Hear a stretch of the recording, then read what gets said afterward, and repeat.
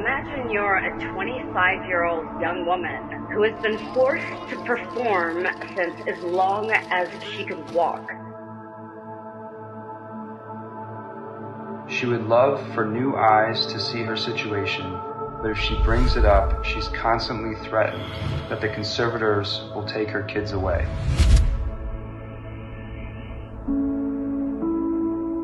There's a little conspiracy going around that Britney Spears is being held against her will. Maybe she is needing a conservatorship, and maybe her dad is helping, and these conspiracy theories are getting out of control.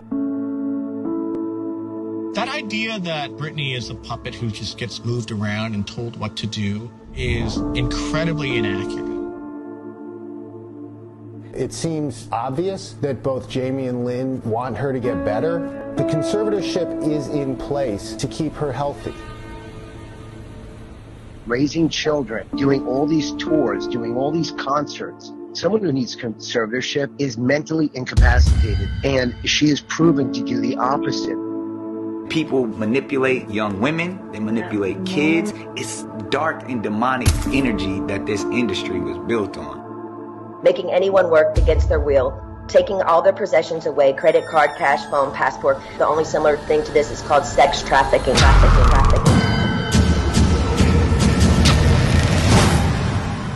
had let certain people into my life that were just bad people, and I was very guarded at first, but then I went to a point where I ended up letting them in because I was lonely or whatever the fact, and I really paid the consequences for that.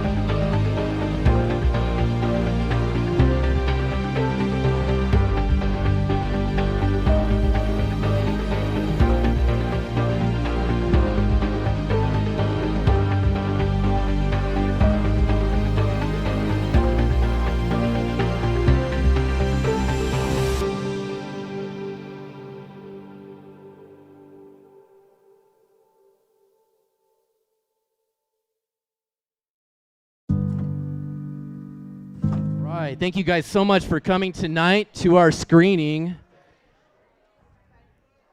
of Slave Princess. It's a story about Britney Spears and the nightmare life that she has gone through. And our special guest tonight, Liz Crokin, put together this documentary with a team of people to expose the wickedness that's going on regarding all that. I was talking to a few different people today about information and distribution of information. And you have people who get information that's valuable, and then you have people and entities that can distribute that information. And the bigger their distribution capability, the more valuable they are and the more powerful they are. And so when you have a distribution channel or person or persona online, whether it be everything from NBC News all the way down to a local influencer, those people, once they start gaining control of a distribution and having people watch them and pay attention to their information, other people start to pay attention to them too, because they say, we better be careful. We want to be able to come in and control that distribution channel. And so what happens is these people and channels, the more powerful they get, the more money comes in to try to influence and control their ability to distribute truth. And I think we've seen it so many times where people will set out with a pure heart and the intent to just keep working hard to distribute truth. And these outside channels that are sponsored by money and power and greed and control will come in and have control over that. And I think we've seen that as we start to dig into different major events that have happened in recent history with people who have these massive distribution channels. I think that it's something that the more decentralized investigative journalism has become, these entities are now not focusing on major international sponsorships with major organizations. They're actually dedicating a lot of time and effort into individual people who are well-liked online, who are distributing information. And I think one of those people that we have here tonight is Liz, and I'm thankful that she came out. I was talking with her a while back about planning this, and we have tonight and we have tomorrow night. Tomorrow night is going to be her presentation on Comey and the indictment and how that is going to topple. It's going to be the domino that topples Clinton and Weiner and Pizzagate and Epstein. And if you don't know a lot about those things, yeah, clap for that. We just want the truth. We want the whole entire Epstein file to be dumped so we can go through it and people can face justice. We have a heart that wants justice to happen, and it doesn't really matter what side of the political aisle somebody's on. If they've done something wicked, we want them to face justice. She's going to help you understand why this Comey indictment is going to be something that topples, and a lot of people are going to come crashing down as a result. That's going to be tomorrow. So if you're around, we do have a few more tickets left. We're almost sold out in-house, but we also will be live tomorrow night. By the way, we're live tonight and welcoming everybody who is joining us on Old State Saloon-cast is what we call it, on X and Rumble. We're live, and we're also live on Liz's channels on YouTube and X. So welcome to all of you who are joining us tonight. But one of the things that Liz and I were talking about, because of these channels of very valuable, dark information that people do not want this truth to get out, is she was saying, hey, what's the security like at Old State Saloon? And I said, well, considering every other person is a retired police officer, current police officer, or veteran, it's pretty well secured. So this is probably one of the safest places to be, actually, in the country. So we're really glad that she's here, and we're glad that you are all here. I'm glad to have the type of audience that is the type of people who are good patriots who will step up and do the right thing. A couple other quick announcements just locally about what we're doing. We just did launch breakfast as a quick mention. We do have breakfast here at Old State Saloon. It starts at 7 o'clock in the morning. We also we're now open to all ages.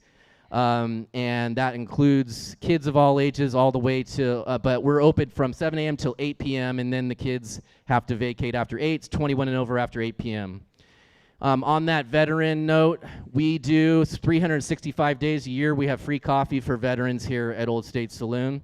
And a lot of that is the people come in and ask if they can play a part in paying for that, and we really appreciate that.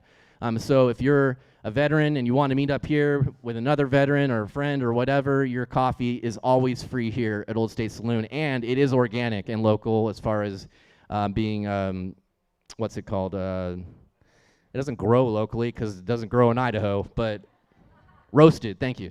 All right, roasted. It's roasted locally. We do have merch if you guys would like to support us.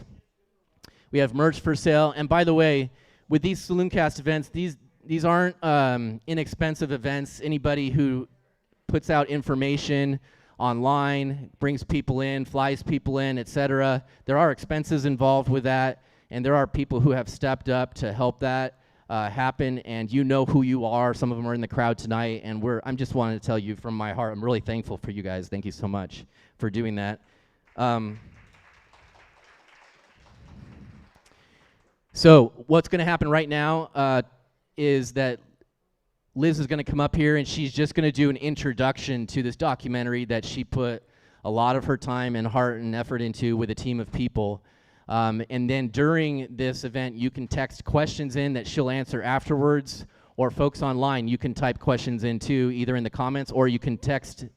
Basically, the best way of doing it is text our line for the questions. But Liz will answer the questions tonight, Q&A. This is another indicator of somebody's a real person because they're willing to come here in a real place in front of real people and face whatever questions may come up. And I really, really respect that, because I'll be honest with you, I've invited a lot of people here, and you get people like Ian Carroll and Liz Crokin who say, yes, I'll come present and stand in front of a live audience and answer questions, but there are a lot of people who will not do that. And you have to start wondering why, especially after the conversation about money and power and control. All right, no more delays. I'm going to invite up Liz up here. I know most of you know who she is, but she, all the way back to working in the White House, investigative journalist in Hollywood. She knows all the stars in Hollywood, well, most of them, or a lot of them at least. She's hung out with them. She's investigated a lot of things. And a few things happened in her life that turned her towards being a real advocate and investigator for people who have been involved within victims of sex trafficking. She has helped expose a whole lot of evil as that goes, and that is somebody who's really important in my book. She's been through hell as a result of doing these things and exposing these things, and it's quite a story. But for tonight, we're going to focus on this video that she put together, and then Q&A afterwards. Liz Crokin, come on up.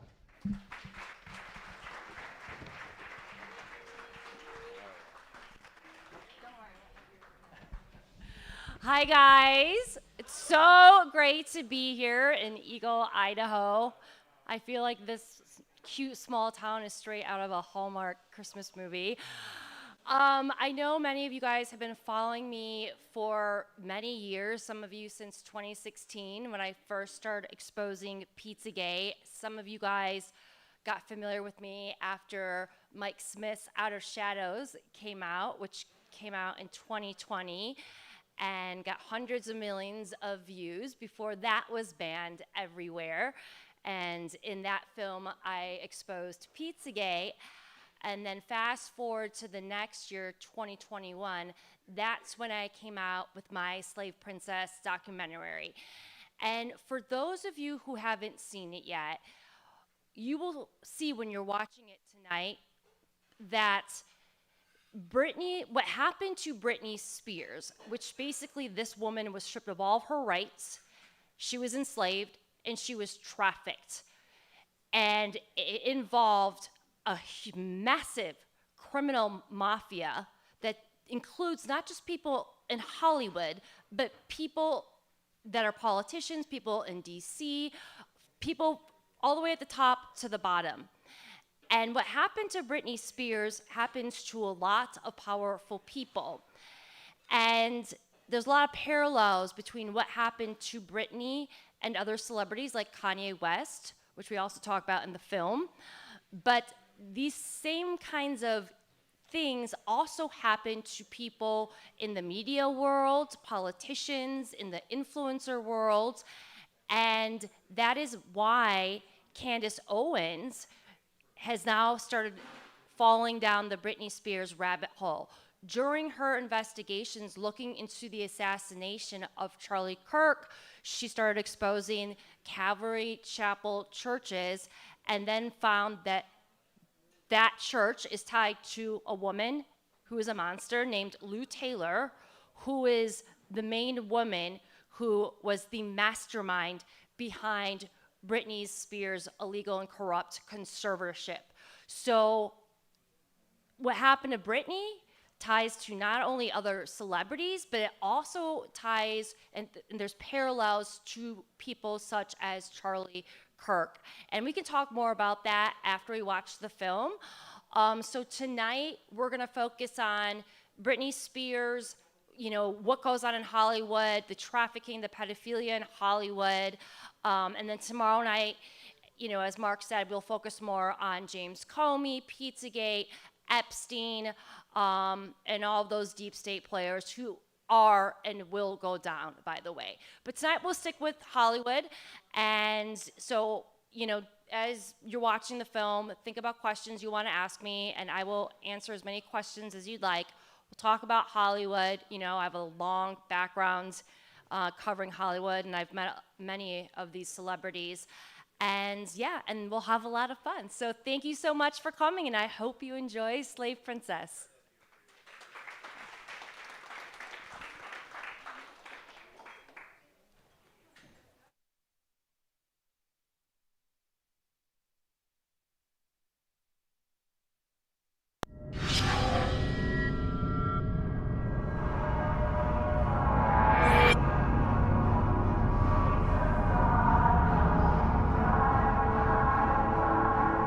Imagine you're a 25-year-old young woman who has been forced to perform since as long as she could walk.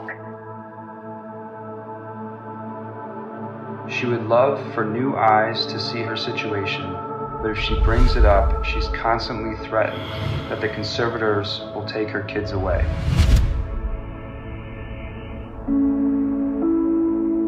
There's a little conspiracy going around that Britney Spears is being held against her will. Maybe she is needing a conservatorship, and maybe her dad is helping, and these conspiracy theories are getting out of control. That idea that Britney is a puppet who just gets moved around and told what to do is incredibly inaccurate. It seems obvious that both Jamie and Lynn want her to get better. The conservatorship is in place to keep her healthy. Raising children, doing all these tours, doing all these concerts. Someone who needs conservatorship is mentally incapacitated, and she is proven to do the opposite. People manipulate young women, they manipulate kids. It's dark and demonic energy that this industry was built on. Making anyone work against their will, taking all their possessions away, credit card, cash, phone, passport. The only similar thing to this is called sex trafficking.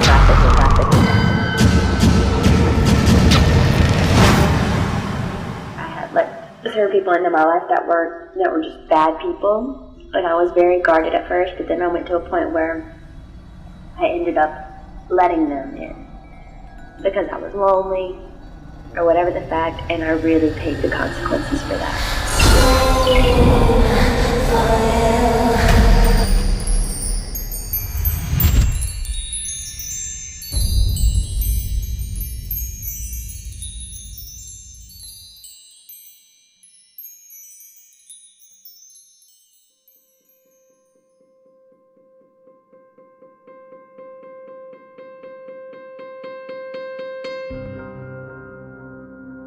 So I used to work as an entertainment journalist, and I covered Britney Spears for many years. I worked for Us Weekly magazine, for In Touch Weekly magazine. I had my own column in the red-eye edition of the Chicago Tribune. I have been sent to Kentwood, Louisiana many times to cover Britney. I've met Kevin Federline, I've met Jason Alexander, I've met several people that are close to Britney Spears. Even before her conservatorship, It was very clear that she was surrounded by people she couldn't trust, that she was manipulated, that she was too controlled. Even before she was taken to a mental facility and put into a 5150 hold, it was very clear that Britney Spears was the victim of some kind of abuse.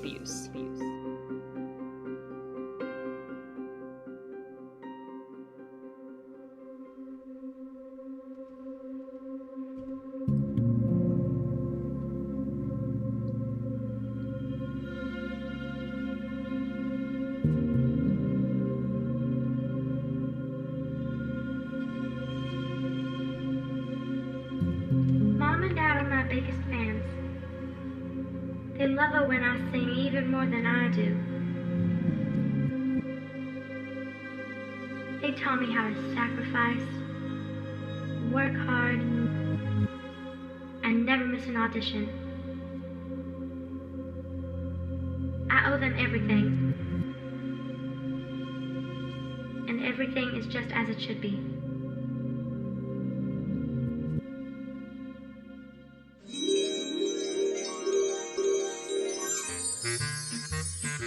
Once upon a time, in a land far, far away, there lived a beautiful girl named Britney. She could sing, dance, and do gymnastics, and everybody in the town loved listening to her perform. She would excel in everything she did, and to the outside world, she seemed to have it all. But home life was a hot mess. Britney's family were very poor. Her mom, Lynn, said they often had to rob Peter to pay Paul just to get by. Britney's dad, Jamie, had a really hard time getting his hands on money. After a long time of financial instability and a string of failed businesses, Jamie filed for bankruptcy. Lynn threatened to divorce him many times when Britney was just a kid. Then there were rumors that Jamie was messing around on Lynn. And it was no secret he loved to shine up that Pepsi Max. Sometimes when Jamie was in a drunken rage, things got pretty rough. This one time, he got us juiced up his Cooter Brown and tried to drive off with Britney when she was just 5 years old. Uncle Willie tried to reach down and grab the keys, but he got punched up instead. All while Britney was hysterical and crying in the back seat. One time, Jamie came home totally wasted and called Lynn a very naughty word. Then, he grabbed her glass of water and threw it across the room. This became just a normal day in the Spears home. But then Britney became a rich, famous, and beautiful pop princess, and they all lived happily ever after.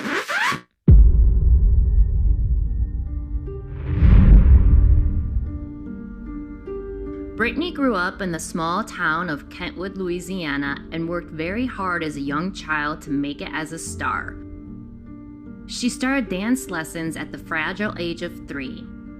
Still today, her concerts are packed with adoring fans from all over the world.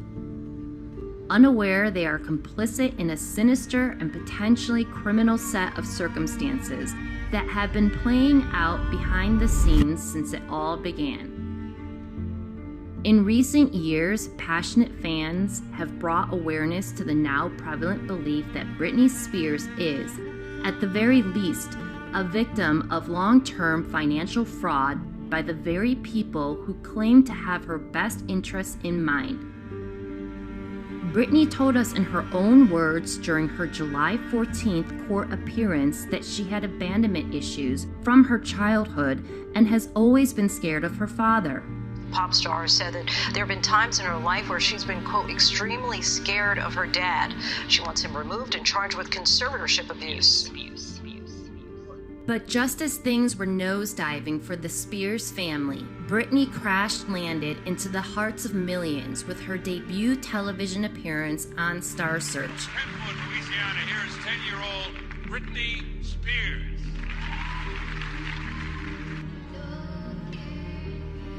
Which then quickly led to her big break in 1992 as a cast member in the Mickey Mouse Club, alongside Justin Timberlake, Christina Aguilera, and Ryan Gosling.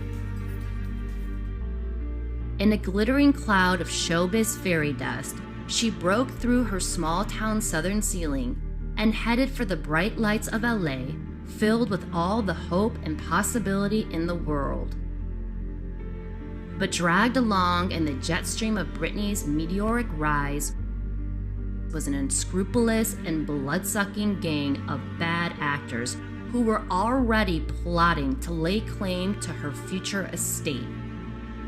While investigating the deeply concerning details of Britney's forced conservatorship, her loyal fans unwittingly stumbled down a horrifying rabbit hole.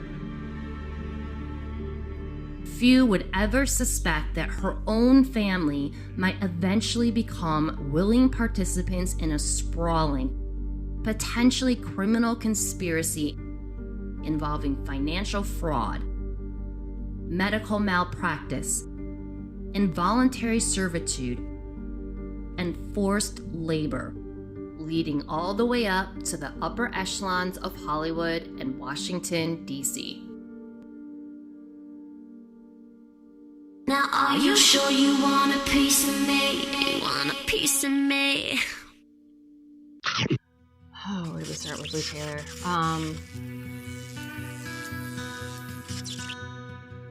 Okay, so Lou Taylor is the CEO of a company called TriStar Sports and Entertainment. The best piece of advice I ever got from a mentor was to just do you. I know that sounds cliche, but it's really not. Don't worry about what other people are saying, and don't worry about what other people are saying about you. Court records show that Lou Taylor is the one that was able to convince Jamie Spears into putting Britney into a conservatorship. She actually was serving as a spokesperson for Britney Spears after Britney was thrown in the psych ward for the second time. Lou Taylor is the business manager for Britney Spears' father, mother, and younger sister, Jamie Lynn. Lou, good morning to you. Good morning, Meredith. Thanks for having me. And what we also know, Michael Lohan and Courtney Love have come out and they said that Lou Taylor tried to get them involved in conservatorships. Michael Lohan said that Lou Taylor wanted Lindsay Lohan to go into rehab as an excuse to get Lindsay Lohan into a conservatorship. Lou Taylor could then, in effect, control her and her money, which is exactly what she has done to Britney Spears.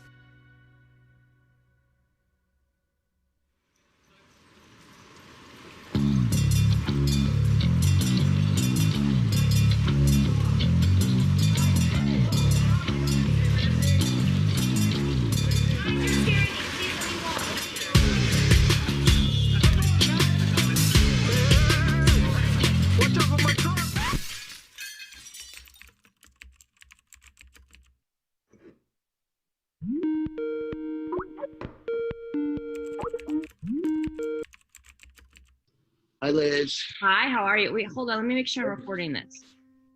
Can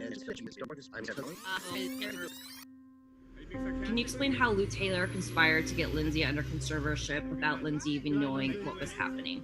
I mean, she went behind Lindsay's back and tried to befriend Lindsay's mom, Dina, my ex-wife, the same way she did it with Britney's father. She does target the weakest link, so to speak. And of course, what better time to do it than when someone's in rehab to say that they have issues and they can't take care of themselves. When in fact, even when Lindsay was in rehab, she was in a place where she could take care of herself. You know, sometimes you just end up having people around when you're younger in this industry just to have people there. Because you're always around people and then it can get very lonely. How were you able to prevent them from getting her under conservatorship? TriStar Sports and Entertainment Group. How may I direct your call? You know, I wanted information and she couldn't provide that information, and the information she did provide was kind of deflected, and she went on to another subject, so she didn't address the questions I asked.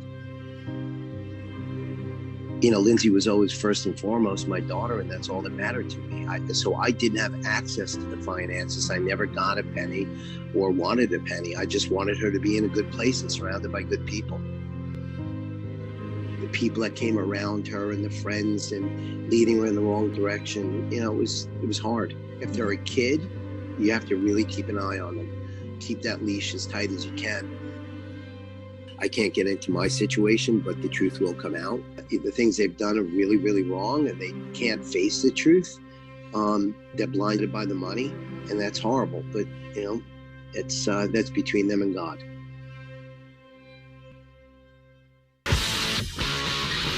Oh, make me over.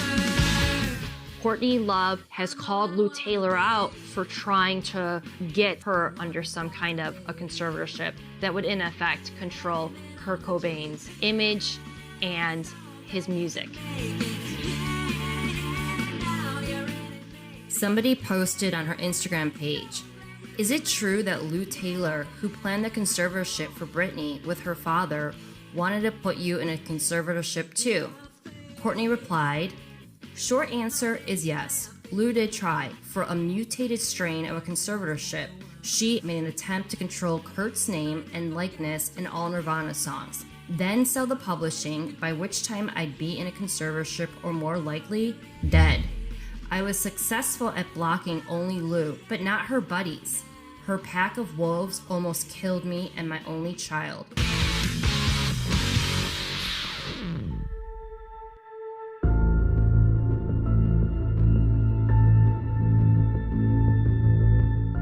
There's a pattern with Lou Taylor.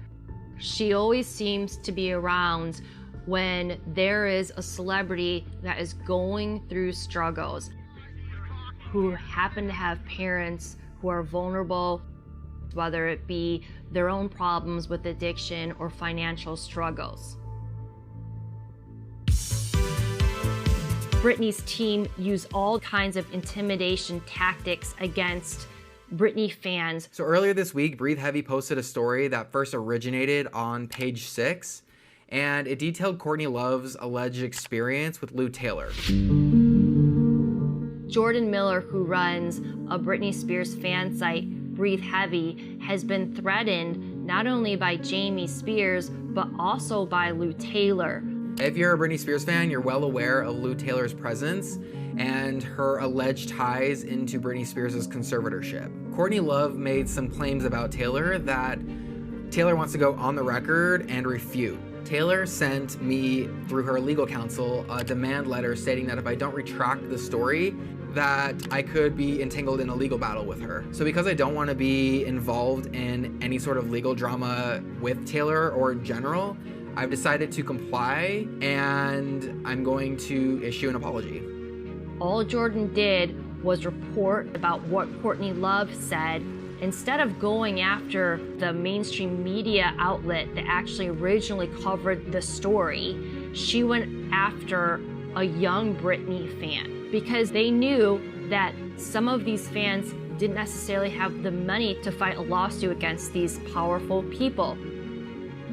Even though I don't personally feel like I should have to, that apologies should come from a sincere place in your heart. But I also understand what's at stake, and I'd rather just kind of keep things moving because there's a bigger picture here.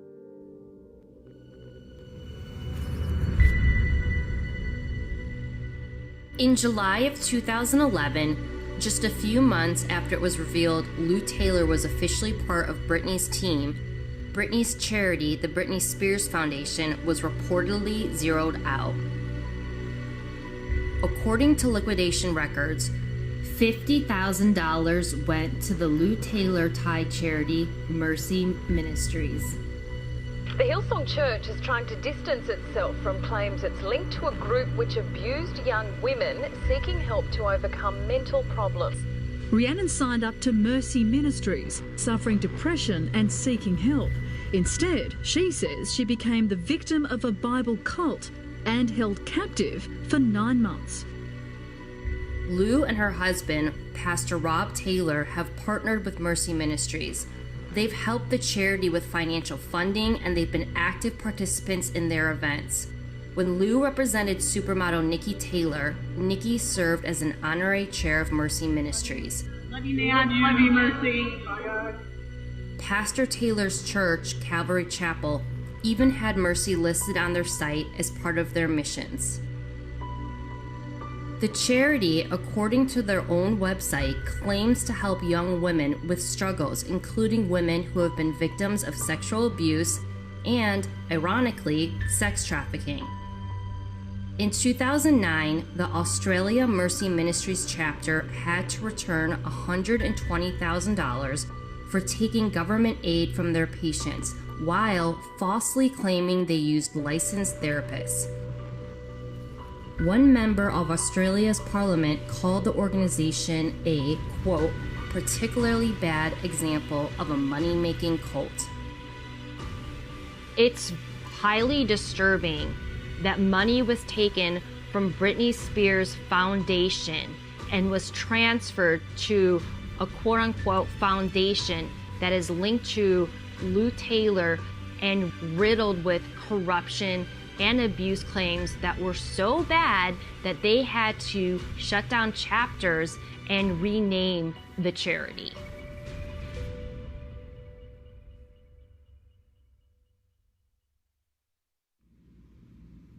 So I really should be studying for the bar exam right now, but I'm too obsessed with this Free Britney stuff. So who do I send this to if I found all the original legal documents? July 10th, 2020, I made my first Free Britney video ever. A month and 2 days later, I found out Lou Taylor worked from 2004 to 2013 at Stonebridge Investment Counsel. Lou Taylor became Britney Spears' business manager between those years. She was also responsible for reporting to the Probate Court of California what Britney's conservatorship estate was worth. There wasn't anybody really over her. She was handling pretty much all the financial aspects of Britney Spears' life, while Lou Taylor was still an owner, manager, employee of, and registered investment advisor with Stonebridge. So she's kind of on both sides of this transaction, and there's really nobody above her checking her. You then have Jamie Lynn Spears as the trustee of Britney's SJB Trust, which nobody even knew. Court documents show Jamie Lynn is now trustee of the pop princess's estate and must ensure it's used to protect Britney's 2 children if she passes away. Britney Spears has been trapped in a conservatorship for over 12 years, and she can't trust anyone around her, not even her sister Jamie Lynn Spears, who has been going behind her back and working with her allegedly crazy business manager, Lou M. Taylor, to funnel some money from one of her largest trusts to one of Lou M. Taylor's business accounts. Well, it turns out in this filing, Jamie actually requested for the court to add Stonebridge Wealth Management to the trust. Why is this company that Lou M. Taylor is working for and a part of going into Britney's trust?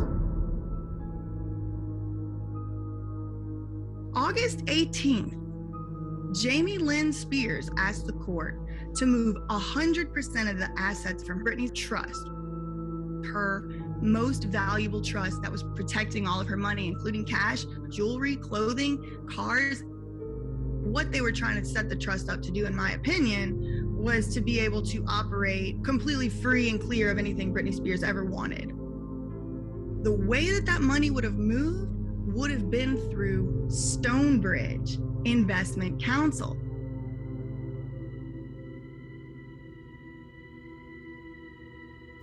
When BJ and Britney fans exposed the possible heist in progress, Jamie Lynn mysteriously reversed course and withdrew the petition she filed to move the money from Britney's trust into Lou Taylor's connected investment firm. It is very possible that Britney's fans actually saved her fortune by bringing attention to the possible attempted robbery that was underway. This was probably the moment when it became the most evident that Britney's sister and the rest of her family were knowingly complicit in her trafficking for their own personal gain.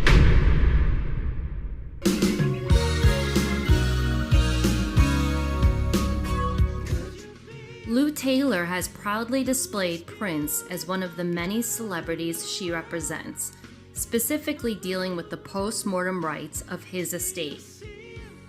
And court documents show she was paid over $200,000 for services rendered. Then, on January 2nd, 2021, a dispute was filed by the IRS, who claimed his estate had been undervalued by 50%. The IRS saying it's worth $163.2 million and accuses administrators of undervaluing his assets by $80 million. America Bank and Trust, overseeing the late music icon's estate, it claims it's worth just $82.3 million. The IRS wants the bank to pay up over $32 million in back taxes. Little is known as to the extent of TriStar's role in the massive discrepancy, but it represents yet another instance of significant misappropriation of funds suffered by one of Lou Taylor's famous clients.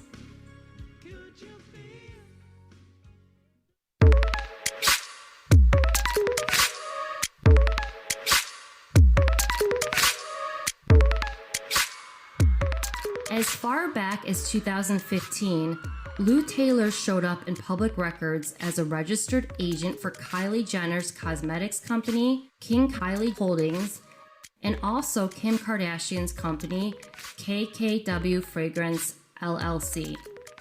Kylie's company was then subsequently valued at $1.2 billion, and it was announced by Forbes that she had become the youngest ever self-made billionaire. Kylie Jenner just cut a major deal. The 22-year-old of Keeping Up with the Kardashians fame, of course, has agreed to sell a majority stake in her cosmetics line to industry giant Coty for $600 million. And the deal values her brand, in total, $1.2 billion. Her legions of loyal fans praised her for her entrepreneurial prowess and business acumen, not realizing they were watching another one of Lou Taylor's possible scams playing out. Coty bought the massive stake while seemingly doing very little of the due diligence needed to determine whether the valuation was accurate. They invested over $600 million of their shareholders' value to buy the stake, and according to the SEC, they completed the transaction in cash, an unusual event for acquisitions of that size. Lou Taylor was a registered agent for Kylie Cosmetics at the time, so it was likely she played a key role in brokering the sale. Coty shareholders then called the deal into question after they realized Kylie's company had been grossly overvalued. Forbes even retracted their story, citing that she most likely showed them fake tax returns. Since then, lawsuits against both companies were brought against Coty by disgruntled shareholders who realized their investments were squandered on these toxic and suspicious deals. Now this is where it gets really weird.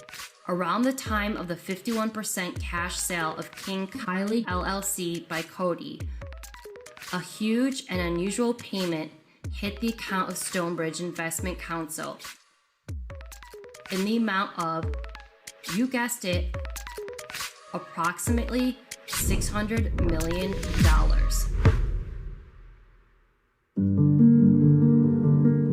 After exposing the mysterious $600 million payment in Stonebridge, BJ was confronted by the chief counsel at her law firm, saying that they had been contacted by Lou Taylor, requesting that all BJ's videos be removed from the internet. And I said, no. BJ was told that Lou Taylor had become a client of the firm, so she was no longer allowed to make disparaging comments on social media.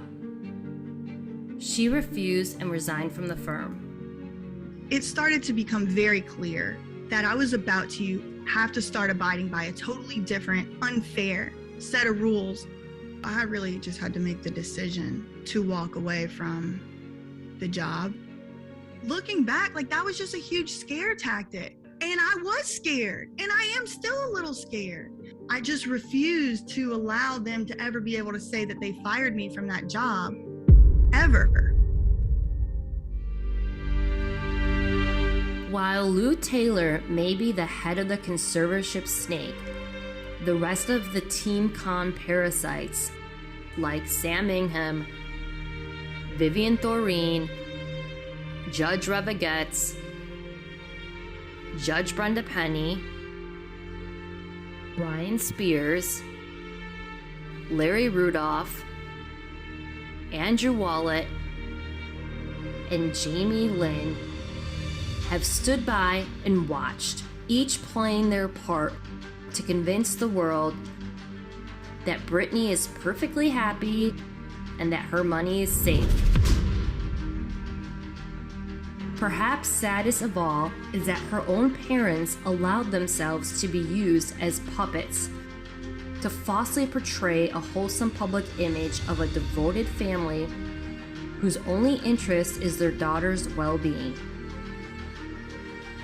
The reality is they all conspired to propagate the hideous, widely accepted lie that Britney could not care for herself, so they could continue to leech her hard-earned wealth in perpetuity.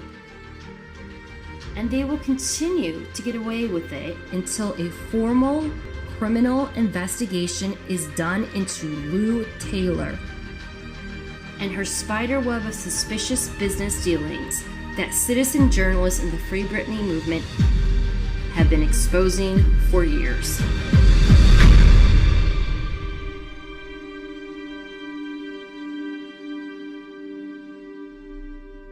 You want a piece of me?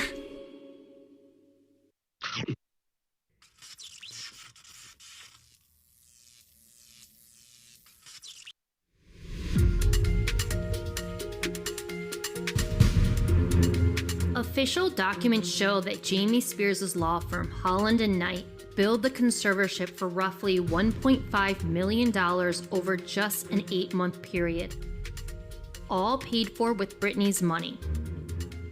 Listed among the expenses was a hefty price tag of $500,000 designated for Media Matters, a fund many believe was set aside to confront the rising tide of public anger directed against Jamie Spears and Britney's management team. So, lawyers who Britney did not choose were taking money she did not give them to steer a public narrative that would ensure they could keep getting paid indefinitely. 1, 2, 3. News agencies were guided along 3 core narratives favorable to the conservatorship. In order for the corrupt and unjustified conservatorship to remain in place, Britney needed to be deemed mentally incapacitated. This is why the primary public relations strategy for the conservatorship has always been to keep pushing the lie that Britney is unable to care for herself, even though her flawless nightly performances and other lucrative public appearances show a high level of competency and professionalism. Awareness of Britney's plight is quickly approaching critical mass, but compromised news agencies are still working tirelessly to push the same old script. Because you've probably heard there were some stories last week that she was being held against her will. Obviously, here she is out and about. Clearly, she's not a prisoner at this facility. She's not. Making anyone work against their will, taking all their possessions away, credit card, cash, phone, passport card, and placing them in a home. I work 7 days a week, no days off, which in California, the only similar thing to this is called sex trafficking. I mean, she checked herself in with some pretty deep-seated trouble. I'm sorry, Britney, you have to listen to your doctors. They are planning to send you to a small home in Beverly Hills to do a small rehab program that we're going to make up for you. You're going to pay $60,000 a month for this. He runs her conservatorship and has for more than 10 years, and she is very close to him. I cried on the phone for an hour, and he loved every minute of it. The control he had over someone as powerful as me to hurt his own daughter 100,000%, he loved it. Part of the tailspin was getting off a regular schedule with her medication. He immediately, the next day, put me on lithium out of nowhere. And lithium is a very, very strong and completely different medication compared to what I was used to. You can go mentally impaired if you take too much. She has never been formally diagnosed with being bipolar, but there are signs that it mimics that at the very least. Right. I've been so angry and I cry every day. It concerns me. I'm told I'm not allowed to expose the people who did this to me. For my sanity, I need the judge to approve me to do an interview where I can be heard on what they did to me. This conservatorship will go on indefinitely, probably for the rest of her life. This is CNN, the most trusted name in news. News agencies likely benefiting from her millions want you to believe that Britney has had full autonomy over her own life and can do as she pleases. In an interview with CNN's Chloe Malaz conducted with Britney advocates in May that never aired, Chloe insisted that Britney is not a prisoner.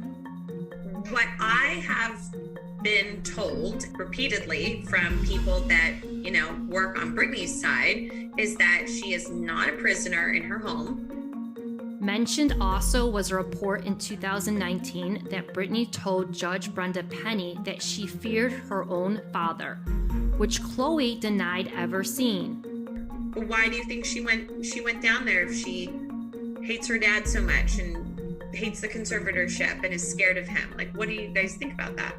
CNN did not air the moment BJ set the record straight, pointing out that this report had in fact come from Chloe herself. That was not public. And in fact, one of the sources that reported that was you. So I read it in a CNN report. Because I don't know what you're talking about right now, so I would love to see that with my name on it. This leaked tape clearly reveals Chloe's journalistic indifference when Britney herself claimed she was at risk, and exposes CNN's clear bias in pushing a narrative favorable to the fraudulent conservatorship. As reckless as CNN's coverage has been, most Britney advocates would agree that TMZ is by far the worst offender. For years, TMZ has acted more as a publicist for Jamie Spears than an independent news outlet. Free Britney, as in remove the conservatorship, I think it's pretty obvious that the conservatorship is still necessary. So it's vital. TMZ founder Harvey Levin has even credited Jamie for saving Britney's life. Britney was circling the drain. Oh, absolutely. It was desperate, where Jamie thought he was going to get a call from the coroner. If Britney didn't have this conservatorship, Britney might not be alive today. In stark contrast to what CNN and TMZ have rigorously maintained, Britney has testified that her father ruined her life, and most shocking of all, that she believes that he and the management team were trying to kill her. Control of Britney's social media accounts are also essential to protect the racket and to prevent her from accidentally saying too much.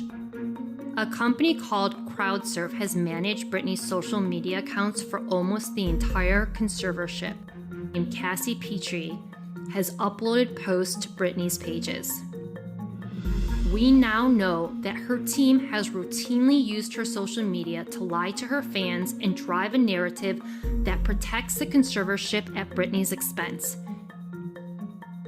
It appears Cassie may have even used Britney's Twitter page to wish herself a happy birthday in 2011. It also should be noted that many Britney advocates critical of the conservatorship have had their social media posts censored, removed, or in some cases, their entire accounts taken down. This shows there was not only coordination with Britney's team and the mainstream media, but also with big tech to silence her supporters.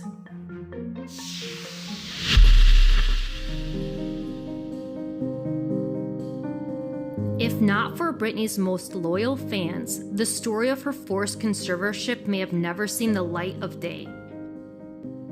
It was they who went searching for court filings and followed the money. It was they who discovered the names and faces of the traffickers who locked Britney up and threw away the key. It is no wonder that her most outspoken fans would become public enemy number one and face intense scorn from bad actors who stood to lose the most. There's nothing I love more than our pop princess Britney Spears and a good old conspiracy theory. Now her father Jamie is sounding off about that hashtag Free Britney, telling critics they don't know what they're talking about. All these conspiracy theorists don't know anything. Since the very first Britney fan took to the street in protest against the injustice they had discovered, compromised news outlets portrayed them as crazy, deranged conspiracy theorists with no friends and too much time on their hands. A classic humiliation for anyone in history brave enough to speak truth to power. If they can knowingly hide the truth about Britney's tragic situation and allow her to remain a victim of grave injustice at the hands of corrupt business entities, then, as a discerning public, we must ask the question: what else have they been lying about? Do you want a piece of me?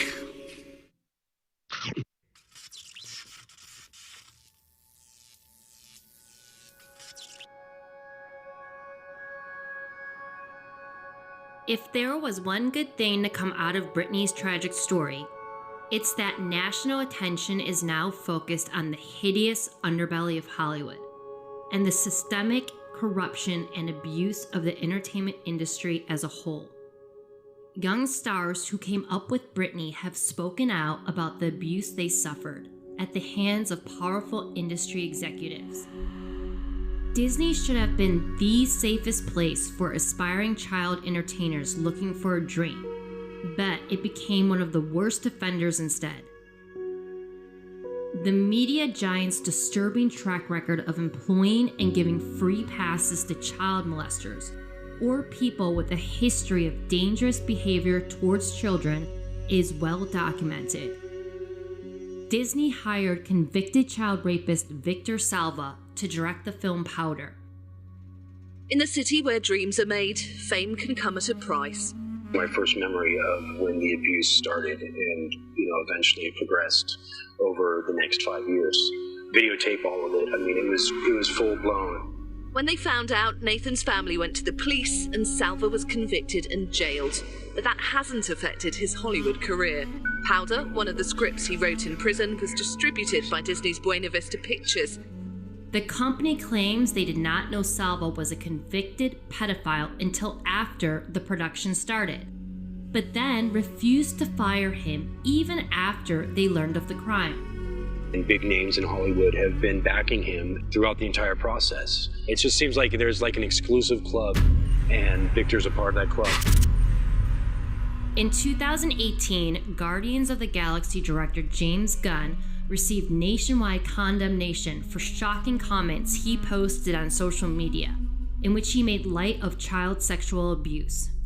He was fired after intense public pressure. The offensive attitudes and statements discovered on James's Twitter feed are indefensible and inconsistent with our studio's values, and we have severed our business relationship with him. But then, Disney once again demonstrated their indifference by hiring him back as soon as the issue had faded from the news. Hollywood might not like talking about it, but it doesn't take a lot of digging to find even more examples of how it often has selective amnesia when it comes to some of the past behavior of those it chooses to welcome into the fold. One of the more shocking revelations was a 2017 report revealing 35 Disney employees had been arrested for child sex crimes since 2006. In 2004, the New York Times revealed a highly coordinated child trafficking syndicate at Disneyland, where victims would be identified with yellow dresses before being picked up and sold to organized criminals. I'm Belle Thorpe from Shake It Up. And you're watching Disney Channel. Bella Thorne, another Disney star just like Britney, has openly discussed the abuse she endured as a child performer in the Hollywood system, and explained how everyone saw but said nothing. Getting molested for from your 6 to your 14 seems like way harder circumstances, or being physically abused all the time seems like a much more difficult situation than have paparazzi following you since you were 12. I was still being molested when paparazzi were still following me, but having no idea the type of mistreatment that I was still dealing with at that time, that everyone around me saw and did nothing.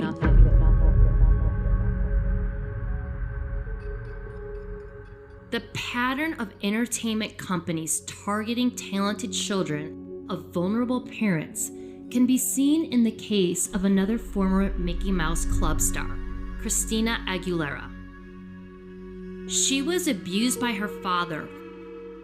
Her mother, Shelley Kearns, recounts finding Christina as a child with blood on her face after her dad punished her. And I go upstairs, and there's my 4-year-old girl, and she has blood going down her chin. Former child movie star Mina Savari recently opened up about the abuse she sustained in the industry. Laced throughout her stories of sexual abuse through a series of bad relationships. You describe at 12 losing your virginity against your will, essentially. Mm-hmm. A part of me died that day for sure. As well as an inappropriate encounter with alleged pedophile Kevin Spacey on the set of American Beauty. Longtime Britney pal, Paris Hilton, detailed abuse she suffered at the Provo Canyon School in her documentary, This Is Paris, and during a deposition hearing. Children were restrained, hit, thrown into walls, strangled, and sexually abused regularly at Provo. I was verbally, mentally, and physically abused on a daily basis. I was cut off from the outside world and stripped of all of my human rights. I could not report this because all communication with my family was monitored and censored. This is unconstitutional, degrading, and terrifying. Singer Kaya Jones said the Pussycat Dolls was a prostitution ring, and the group's founder, Robin Anton, who launched another girl group called GRL with Britney's former manager, Larry Rudolph, was the, quote, den mother from hell. Today I want to talk about a controversial topic, my conservatorship case. Amanda Bynes, who is also in a controversial conservatorship, tweeted she was sexually abused by her father, but then took the comment back. She worked alongside Dan Schneider at Nickelodeon, who resigned after several allegations of abuse and very inappropriate behavior surfaced. Underpinning every one of these reported instances of abuse is the code of silence that governs the industry. These rules of secrecy are so strictly upheld that powerful abusers have been able to perpetrate their sickening crimes with total immunity for their entire careers. Cindy McCain, wife of the late Republican senator, admitted they all knew of Jeffrey Epstein's child sex trafficking through the years. Epstein was hiding in plain sight. We all knew about him. We all knew what he was doing. But we had no one that was, and acknowledged that people remained silent, even after Epstein's first conviction, allowing the pedophile to continue his reign of terror against young victims for several years without consequence. This is exceptionally alarming since Cindy McCain sits as the head of the McCain Institute, an organization that claims to combat trafficking. Not only would A-list stars turn a blind eye to Hollywood's most vicious abusers, they would openly praise and elevate them to untouchable status. And the Oscar goes for Roman Polanski.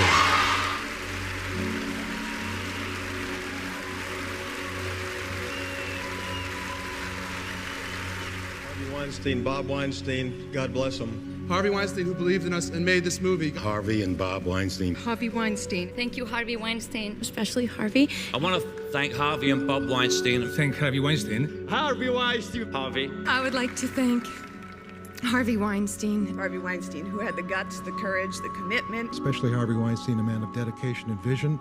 Harvey Weinstein. Well, listen, so...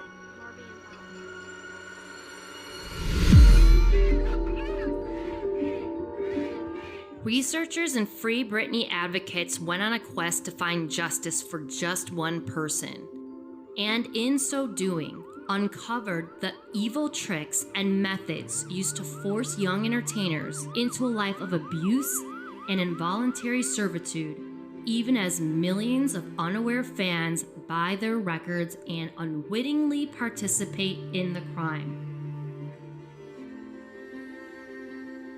Could Kanye be next?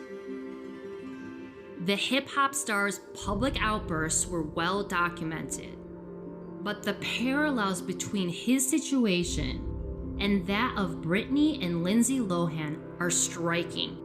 Lou Taylor began business ties with his mother-in-law, Kris Jenner. Come on in. Do you have any further comments about Caitlyn Jenner? We start this half hour with word that Kanye West is waking up in a Los Angeles hospital where he's now under observation, reportedly for exhaustion and stress.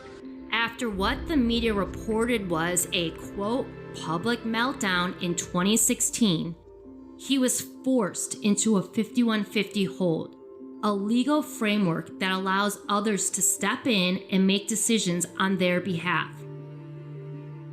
Sources close to Kanye have told this documentary they believed he had been drugged and set up, and that this 5150 hold was an attempt to get control of his kids and money. Later in 2020, Kanye tweeted that, quote, Kim was sending doctors to 5150 him and lock him up. A frightening accusation, especially after we already learned that Kim Kardashian and Kylie Jenner both had businesses managed by none other than Lou Taylor.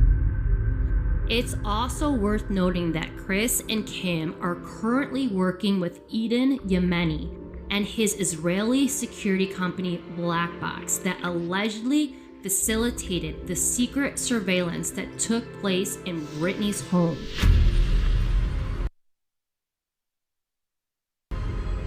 Britney's story has created enough public awareness to protect other stars from this corrupt strategy of hijacking famous estates. Anyone who believes in equal justice, Britney fans or not, should now demand full and expansive criminal investigations into all who architected, perpetrated, and knowingly benefited from these hideous acts of fraud and abuse. Otherwise, everything the Free Britney movement fought for will have been in vain. You want a piece of me, piece of me.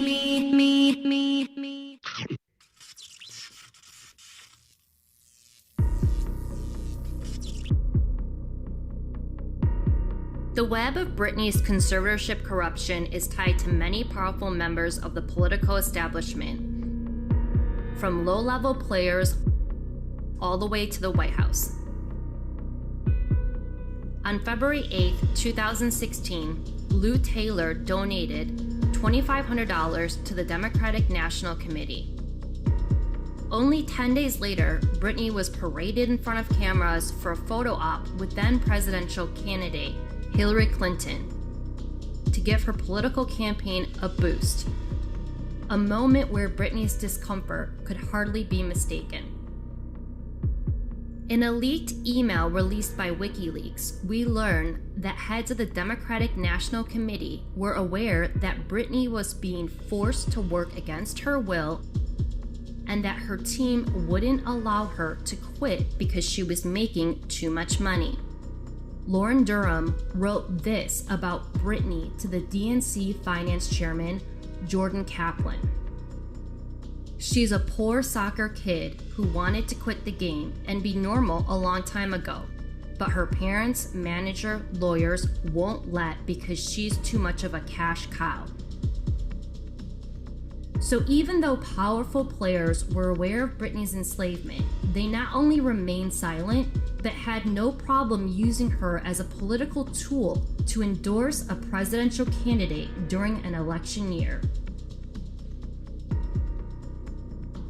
Vice President Kamala Harris served as California's Attorney General for 6 years of Britney's conservatorship. As Attorney General, Kamala Harris and her office ignored requests from Britney advocates to take action. Nina Simone's granddaughter claimed that Harris was involved in the stealing of the late blues singer's estate. The granddaughter of legendary singer Nina Simone blames Kamala Harris for taking away the estate from her family while she served as California's Attorney General. In one tweet she wrote, "Nina's granddaughter here. My family doesn't run her estate anymore. It was taken away from us and given to white people. Our family name was dragged in the media. We get no royalties, nothing. Want to hold someone accountable? Ask Kamala Harris why she came from my family." And to this day, the vice president has remained silent on Free Britney. Multiple law firms working for Jamie, such as Sidley Austin and Holland and Knight, which are hugely benefiting from the conservatorship, are also donors to the DNC. Holland and Knight hired former U.S. Congressman Ron Klein, who is earning $1,285 per hour, charged directly to Britney's conservatorship.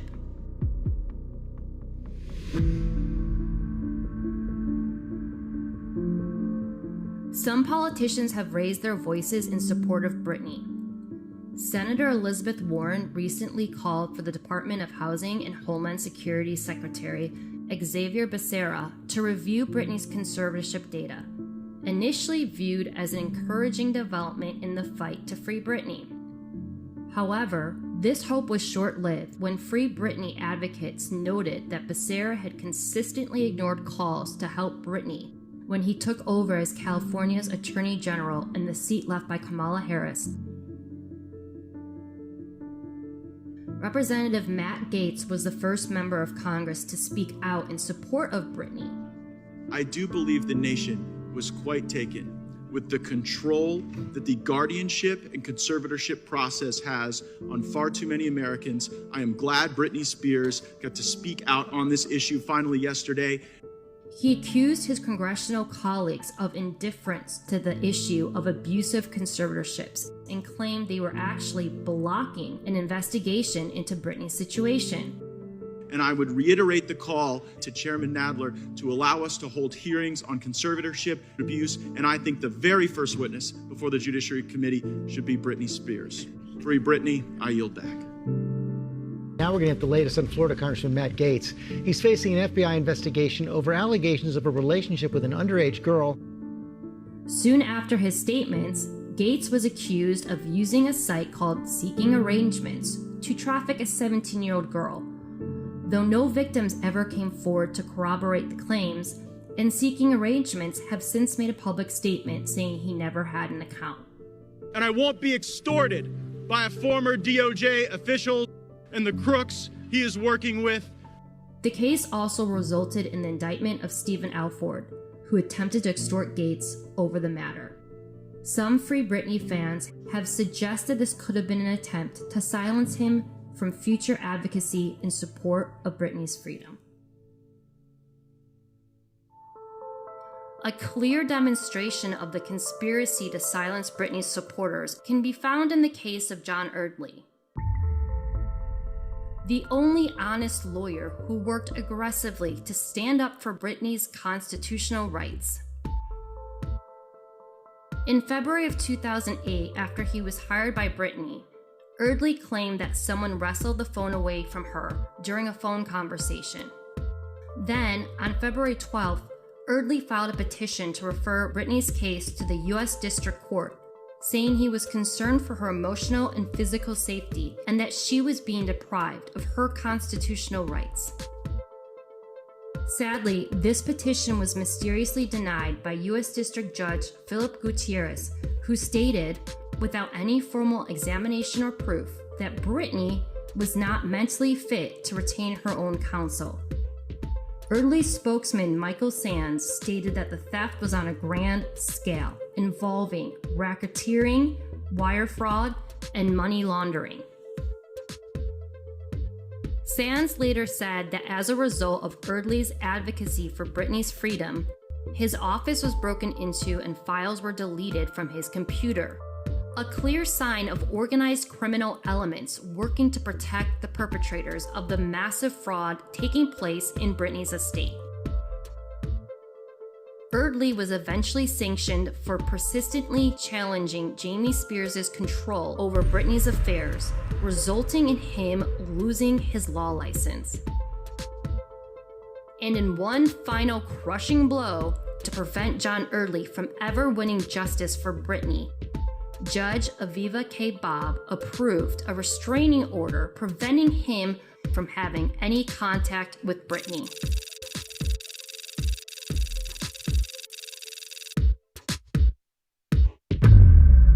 In true organized crime fashion, compromised and unscrupulous lawyers are needed to protect the guilty, while silencing victims at every turn.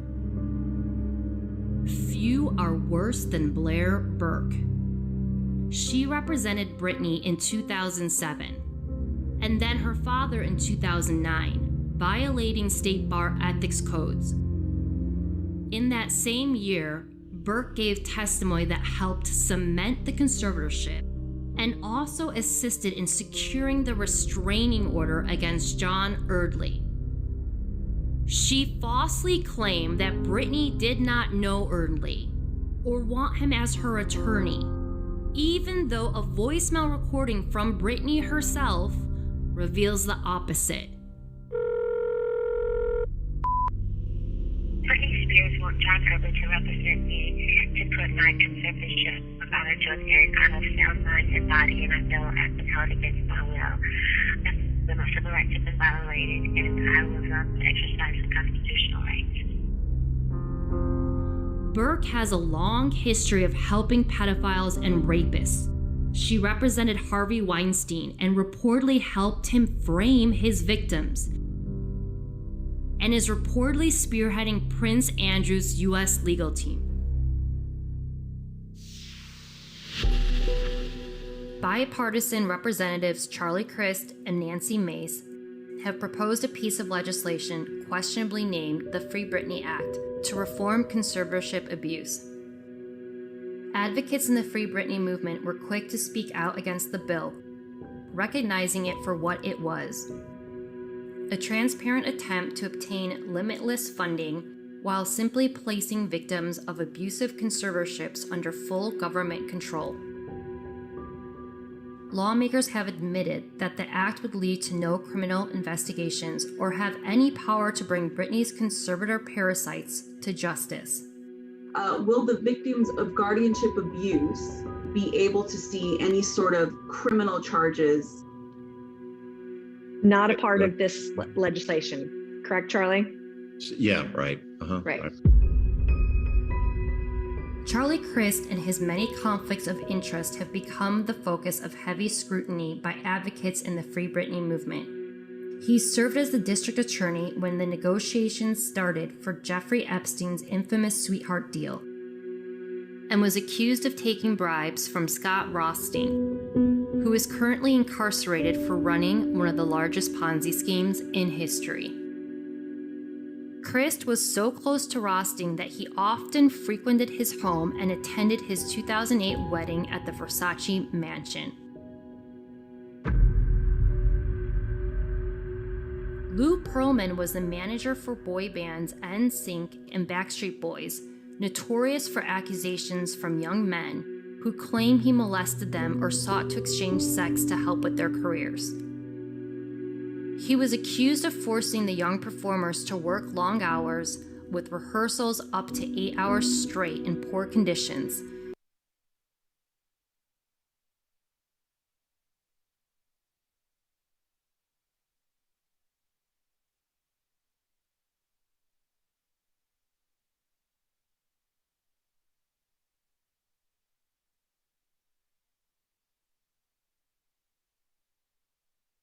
paying each member of NSYNC only $10,000 after 2 years of grueling work and 10 million records sold, far below minimum wage. Some light at the end of a long, dark tunnel for investors who were scammed by boy band legend and Ponzi schemer Lou Pearlman. In 2006, investigators discovered Pearlman had defrauded investors out of more than $1 billion. Charlie Crist was accused of delaying and interfering with investigations into Pearlman when he was Florida Attorney General.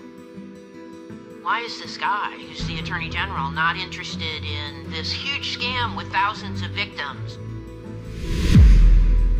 For years, Charlie Crist had all the power needed to stop the horrific exploitation and abuse of countless victims. But he did nothing. It is no wonder that the Free Britney bill is a complete and utter sham, designed only to deflect from the powerful criminals who trafficked Britney Spears into a life of forced servitude for nearly 2 decades.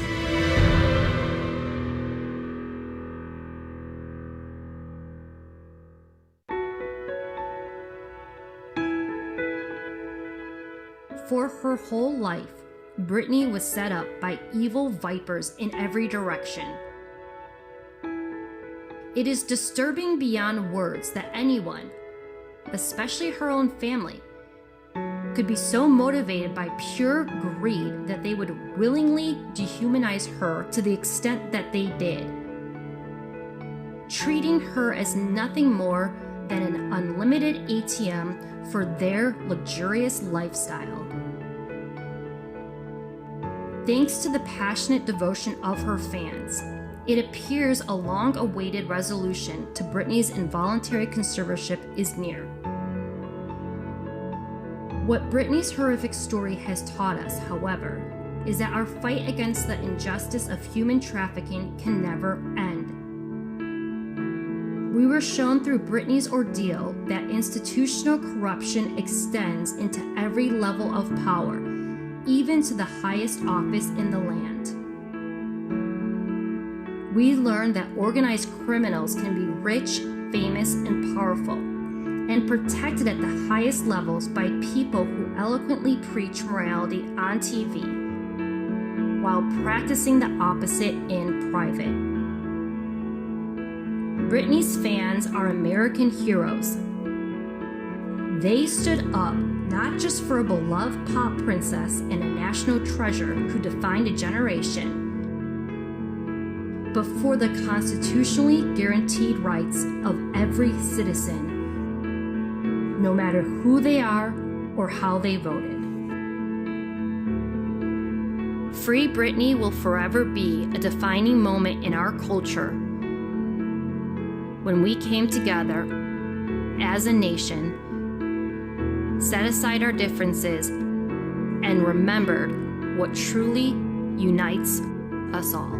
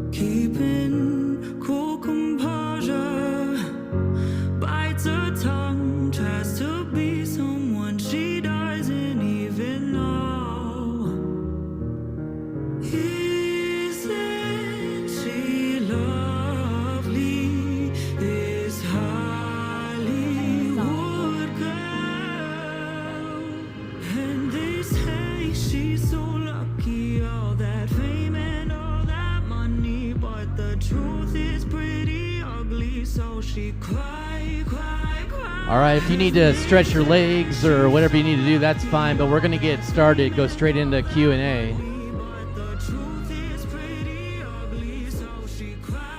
Everybody, if you would, welcome Liz Crokin back up front.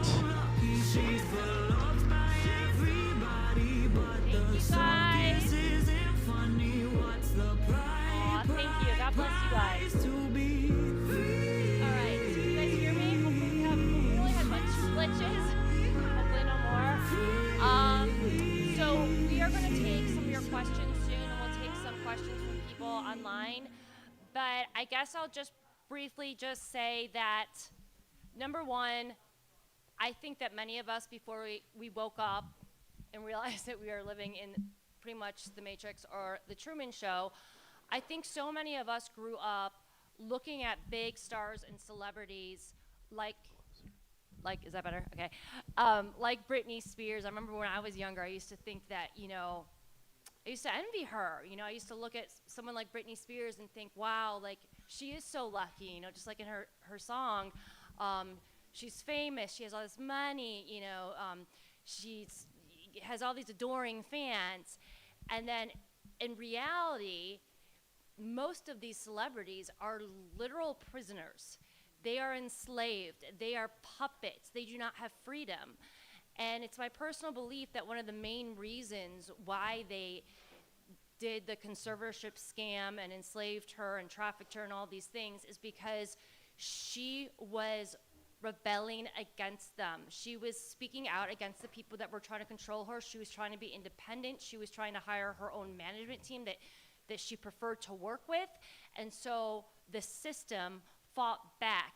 And I think the biggest tragedy with Britney is that everyone failed her.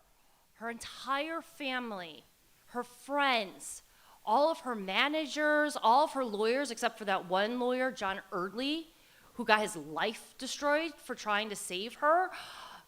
Friends, family, the system, the entire system, politicians, judges, the authorities, police officers, you name it, they all failed Britney Spears. And the sad reality is that a story like hers is all too common.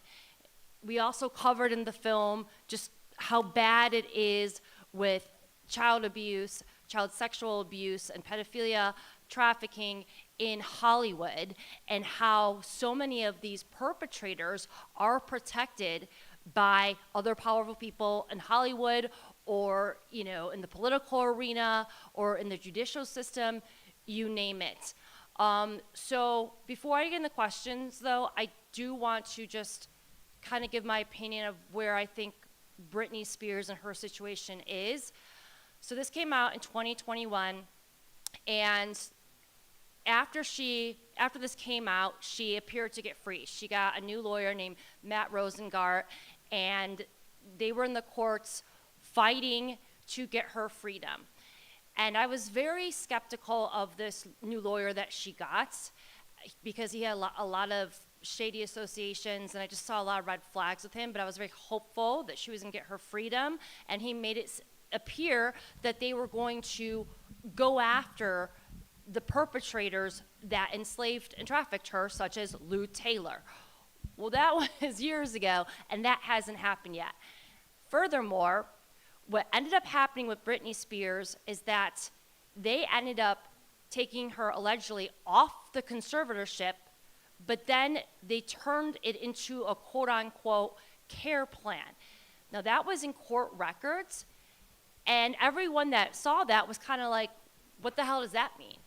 Like, define care plan. Like, does it have the same limitations and rules that the conservatorship did? Because that was not laid out in the court records.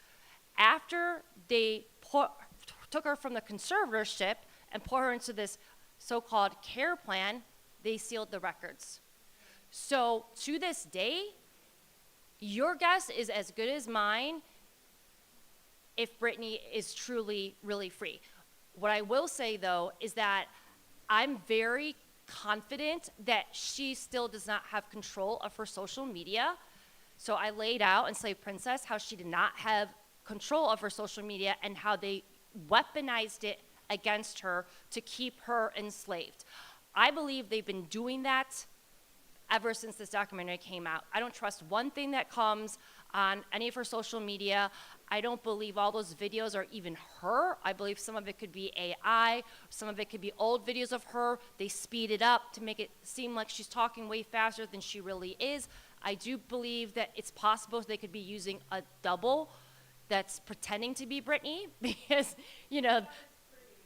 Thank you. No, she's not as pretty. And the original Britney doesn't have a space between her two front teeth, and the one that we see online on Instagram all the time does. Like, riddle me that one. But there's a lot of different inconsistencies. So, my hope is that she is safe somewhere and that she is in some kind of witness protection, but I don't know.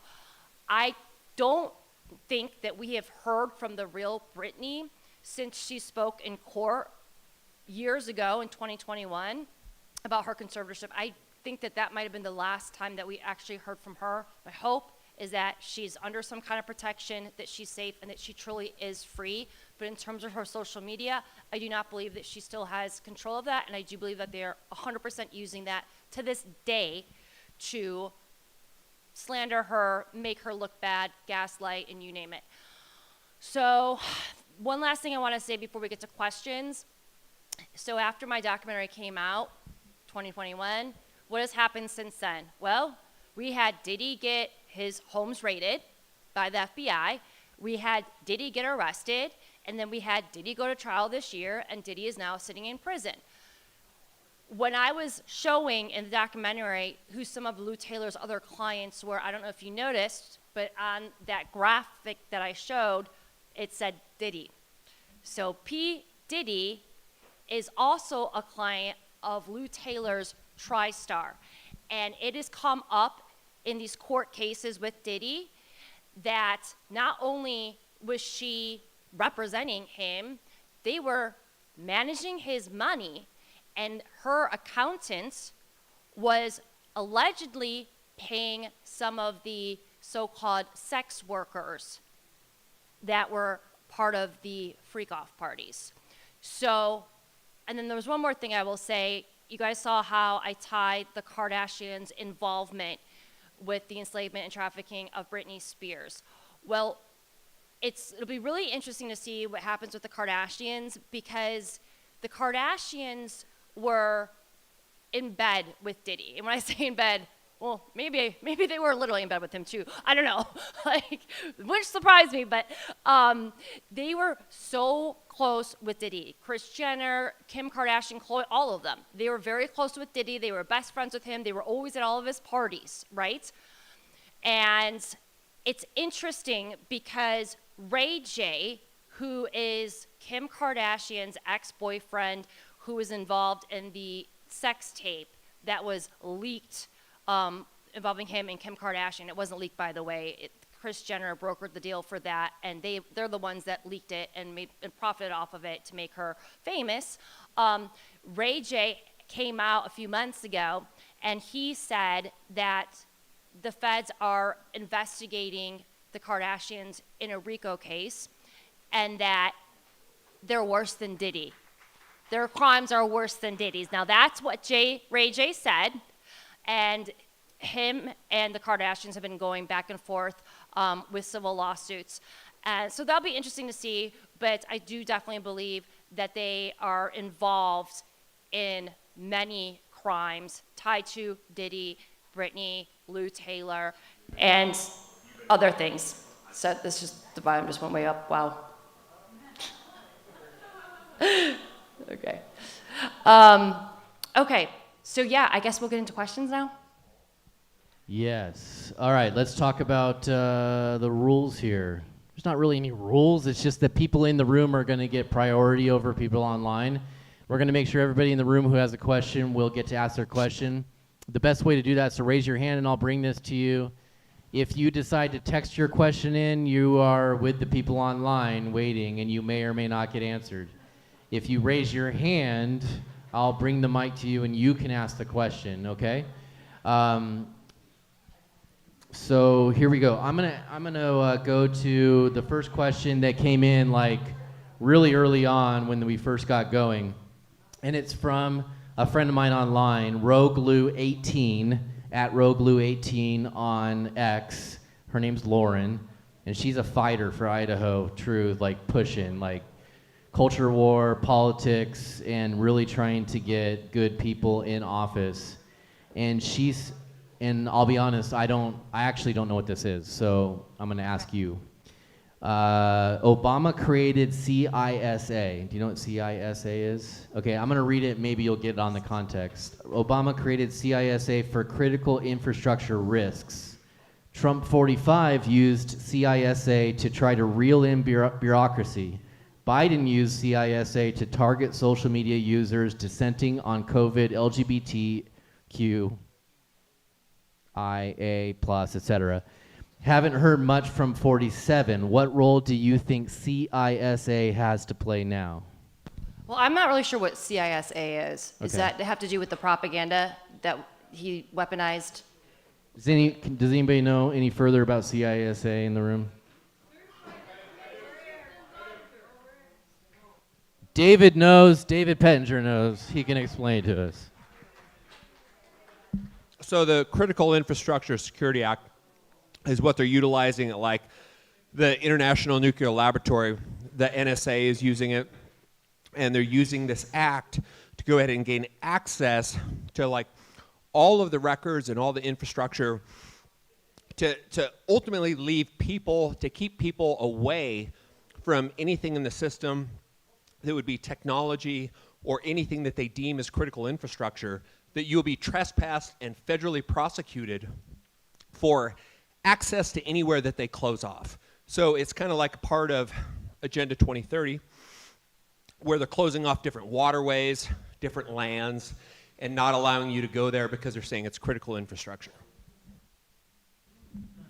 All right, and if you don't have it's okay to say I don't know, you know. But so you want me to repeat it, or do you?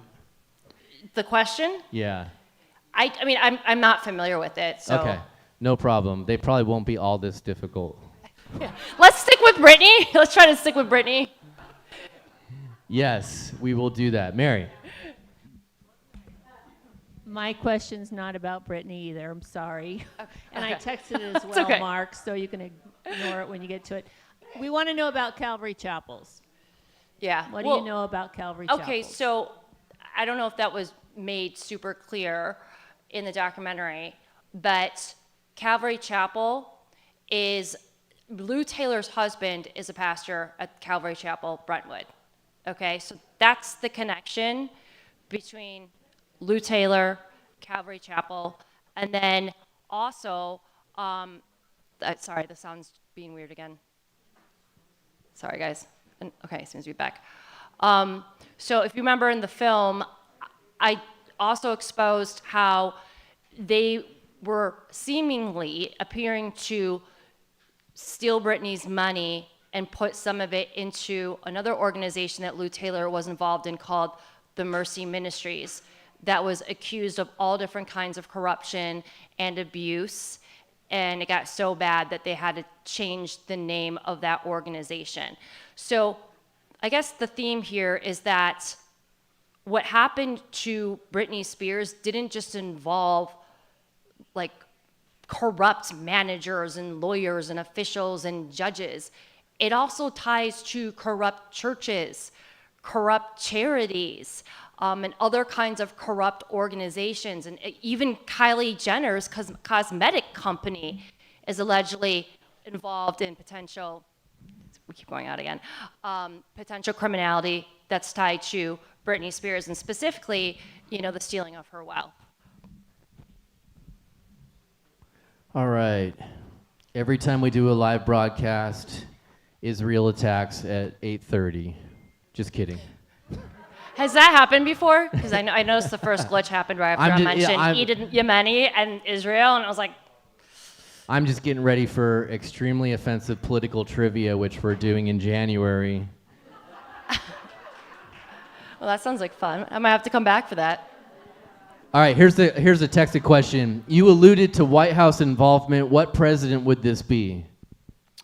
So I think they're talking about the emails between the DNC about Britney Spears, basically how they were saying that she was, how they didn't, not only did they say that she was a cash cow, they acknowledged that she was being used and manipulated as a cash cow. But what I did talk about is that Lou Taylor, who seemingly is pals with Hillary Clinton, used Britney as a prop for Hillary Clinton's campaign going back to 2016 when she was running for president. And if you recall the picture of Britney Spears sitting next to Hillary, Britney looks so uncomfortable.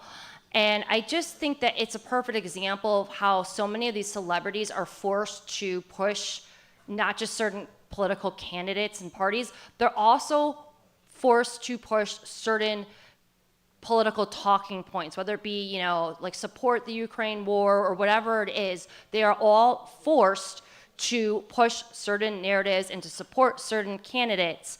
And then if they resist, then some of them will end up like Britney Spears. Quick question for you. I'm just curious, what precludes Britney from right now just going herself and sitting down with Tucker Carlson or Candace Owens and just ripping all those people apart? That's a great question, and I'd love myself to know the answer to that question. She made it very clear that she wanted to tell her full story and that she wanted to do it in a TV interview. She hasn't done that yet. Why? Like, where is she? Like, why hasn't she done that? She wanted to do that. What did happen, though, is her story was told, allegedly by her, via a book that came out. But we have no proof that she actually even wrote that book and that it's her words or how she really feels. So that is a great question. And I don't know if she doesn't feel safe to come out and expose all these people yet. I don't know if it's because she's still in some kind of conservatorship via this quote unquote care plan, or maybe she is safe and free somewhere, but she's maybe in some kind of witness protection or hiding. I do think that we will hear from her one day. I really do. When the time is right and when she's safe, I do believe we'll hear from her. Because I do think that the wheels of justice will finally catch up to Lou Taylor and all the co-conspirators that were involved in the trafficking and enslavement of Britney Spears. She's probably waiting for an invitation to come to Old State Saloon. And obviously. All right, next person had a few questions here. You may have touched on a few of these, but maybe not. What is Britney's current state? Has anything happened to hold Lou Taylor accountable? I've noticed that Hollywood stars don't seem to be as revered as in the past. True. What do you see as a current state of the entertainment industry? I feel like many people are now awake to the corruption and abuse. What can you say about Lou Taylor and Candace Owens' recent reporting about Calvary Chapels? Right. So, okay. The great news is that because Candace Owens is now talking about what they did to Britney Spears and now putting a spotlight on Lou Taylor, there are now millions and millions of people now learning about Lou Taylor who probably never heard her name before. So, sunshine is the best disinfectant, and I think that the best way we can make sure that there's justice for all these perpetrators is by putting as much sunshine on these people, because the more people that get loud about people like Lou Taylor, the more the politicians, the judicial systems, district attorneys, the more the FBI, the more pressure they're facing to do something about it.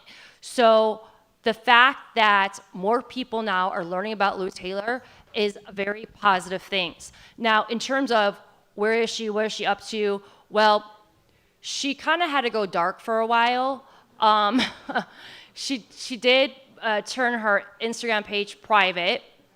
There were rumors that her offices were raided by the FBI in, I believe, LA.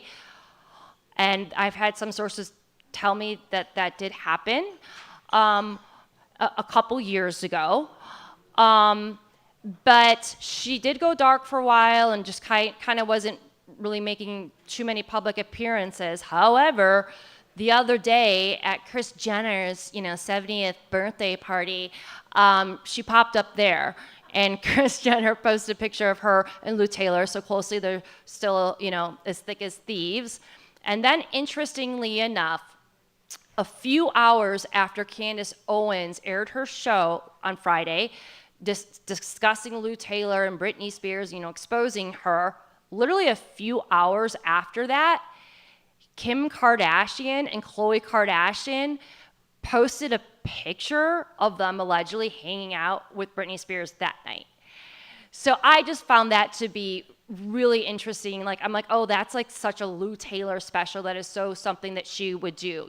Candace is putting a spotlight on Lou Taylor and her criminality and what she did to Britney Spears. And then 2 seconds later, Kim and Khloe are posting pictures with Britney, making it seem like, they're best friends. And you saw the Kardashians' involvement with what happened to Britney. So they are no friend to Britney. I'm curious, I don't remember how old Britney Spears' kids are, and are they still under 18? And do you think she's kind of holding back because she doesn't have, or she's worried about what will happen to her kids if she speaks out? I think one is of age. I don't think she has to pay child support anymore. And you'll notice that her ex-husband, Kevin Federline, I believe he came out with a book that just kind of smeared her and attacked her. And I just thought the timing of that was really interesting because she was no longer paying him. So, it just felt like, oh, how can I make more money off of Britney Spears? So now I'm going to write a book and trash her, which is what he did. And he's been doing that for a long time. But yeah, maybe part of the reason why she's remaining silent, is because, she's trying to restore her relationship with her kids. So we'll see. Despite what all the Hollywood movies show, it doesn't really seem like the mob's been Italian over here. I would say there was mentioned a Israeli surveillance set inside of her home. Is this common practice for compromised celebrities and celebrities that are living under this sort of slavery? So what happened with that? So Eden Yemeni is the owner of Black Box Security, and he's former Israeli Special Forces. It came out in the mainstream media, in the New York Times, that they were running illegal surveillance on Britney Spears, including her own bedroom and bathroom, and they basically were running the surveillance that kept her enslaved, that kept her a prisoner. And you have to understand that Britney had no access to anything. She didn't even have access to a phone. She had no access. Whenever she was trying to break free, she would have to try to find people that would get her a phone, and they would meet her, at random places and sneak into there was one incident where one of her friends snuck into a spot, a hotel she was staying at, and literally had to sneak a cell phone into a towel to get it to Britney. That's how enslaved she was. She didn't have access to phones. She didn't have access to her own money. She wasn't allowed to have friends. She wasn't allowed to hang out with friends. She wasn't allowed to go on dates. She truly was a prisoner.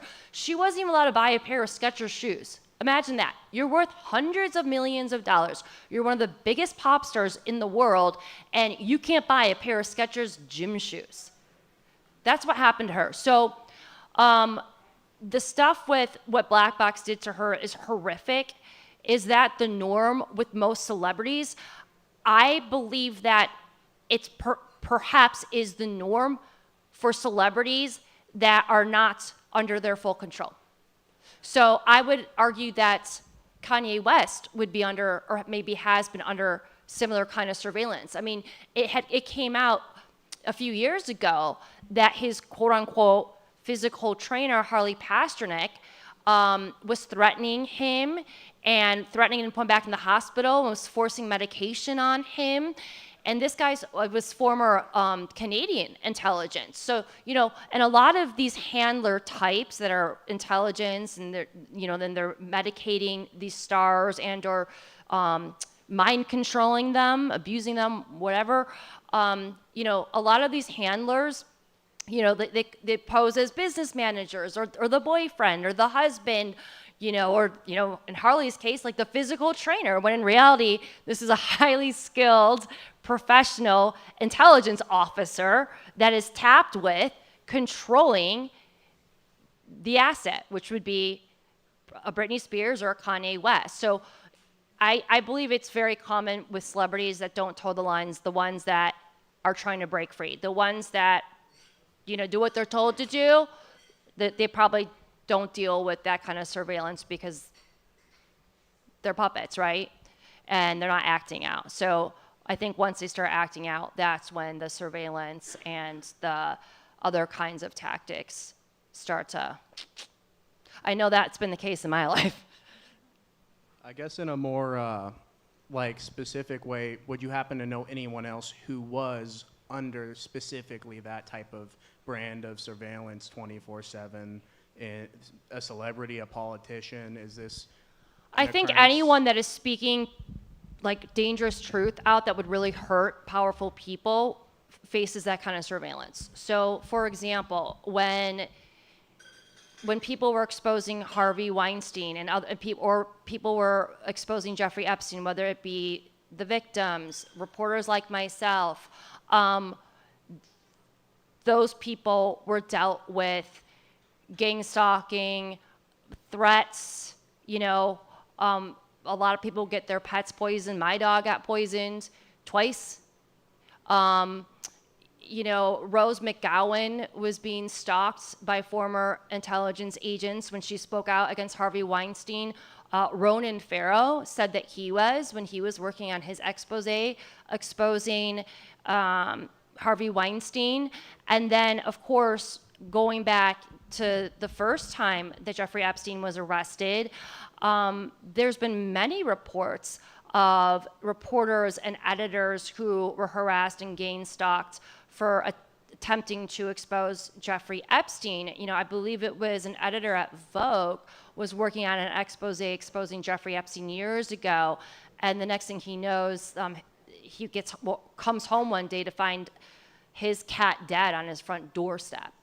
Unfortunately, those kinds of things are normal for people that are exposing powerful people, especially the child sex trafficking.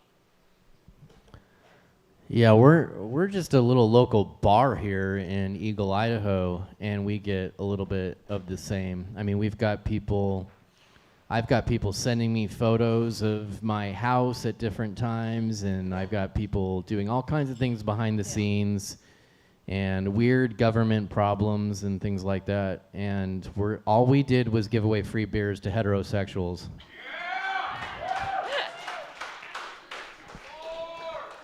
All right, so next question. What are your thoughts on Project Rose and also that Britney will red pill us one day?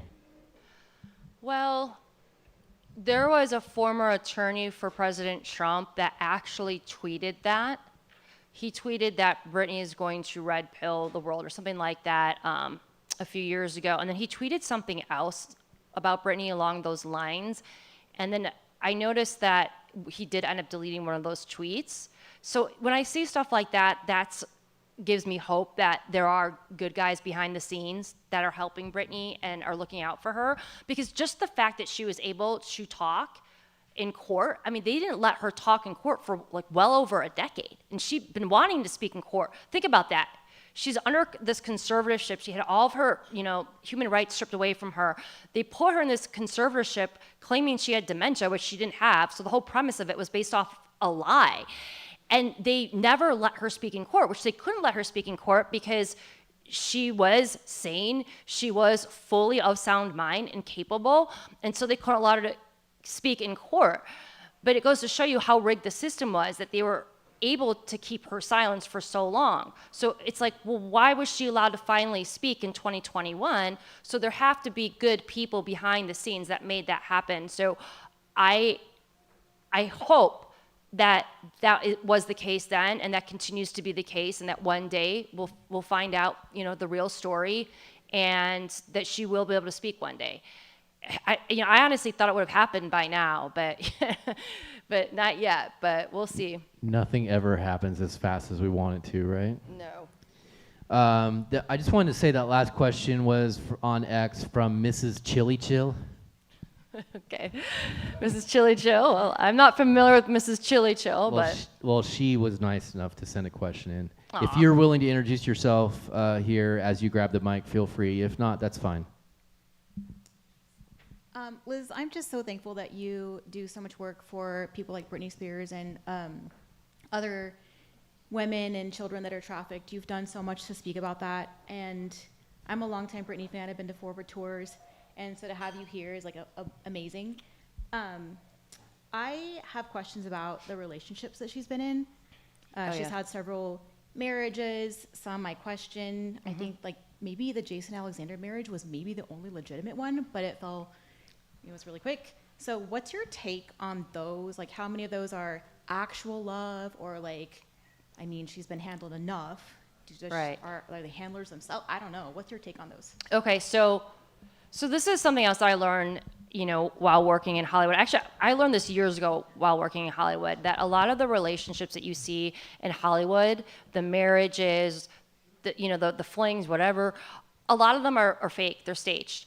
And the reason why they do that, the motive behind that, so when it comes to the managers and the publicists, they know that if they have a client, let's say that they're a movie star, right? If they have a client who's a movie star, they know that they're going to sell more tickets for that movie if that movie star is dating someone else in the film. So sometimes they force these celebrities to pretend like they're in a relationship just so they sell more tickets, when the movie comes out. Like I remember years ago, I was covering Jennifer Aniston. This is after she broke with Brad Pitt, and she got into a romantic relationship with Vince Vaughn right before one of their films came out.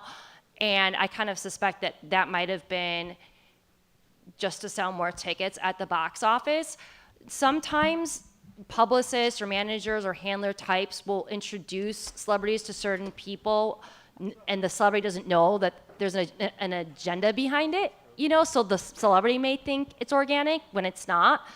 When it comes to Britney Spears, what I learned through my investigation with Britney Spears is that there have been multiple men that have come into her life that have been, boyfriends of hers or husbands that she truly thought really loved her, and it was organic. And it turned out that those people, that she didn't meet them organically. She didn't meet them the way that she thought that she met them, that these men were tapped to get into a relation. I mean, basically to honey trap her, so they could be her handler and handle her. So that happened over and over again with Britney. And in terms of Jason Alexander, I do think you could be right, because when I was covering Britney years ago, I got to meet with him and interview him, and I do think that he truly loved her, and I think that she may have truly loved him as well. And I feel that she was so sick of just Hollywood and being so controlled and the management, that she wanted to be with someone that, kind of had a more normal life, that wasn't so crazy. And Jason was that guy. And he really seemed like a great guy and sincere and genuine. I spent a ton of time with his father too. I'd hang out at their house. So here's the thing though, her management destroyed that relationship because it wasn't beneficial to her publicists and her managers, because the tabloids don't care as much about Britney dating a random from Louisiana as they do about her dating someone like Ben Affleck, right? So I believe that they strategically sabotaged that relationship. And I also kind of felt like he was good for her. He was stable, at least back then. He seemed like he was good for her and stable. And they don't want her to have that kind of stability, because part of controlling someone is isolating them from good people. And that's what they did with her over and over again, to the point where she had no one that really had her back. Sick. Hollywood is not about... It's not all about dating and who's with who and all those things. It's about money, power, control, which we don't hear a lot of in the mainstream media. It's about blackmail and other things. Can you please, for the people who don't know, can you define honey trapping? Yeah, so honey trapping is basically when a spy or an agent or an asset pursues a subject who most likely is in a position of power and targets them under the guise of a romantic relationship and it could be for many reasons. It could be to control them, it could be to sabotage them, it could be to isolate them, it could be to blackmail them. Honey traps have been going on for centuries.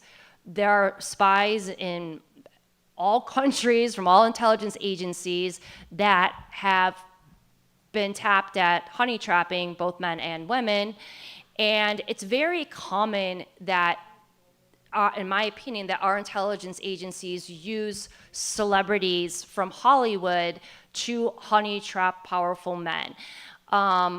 This has been going on for a very long time, and it doesn't just happen to politicians or celebrities. It happens to journalists. It happens to social media influencers. It happens to just so many different people in positions of power, and it's actually very common.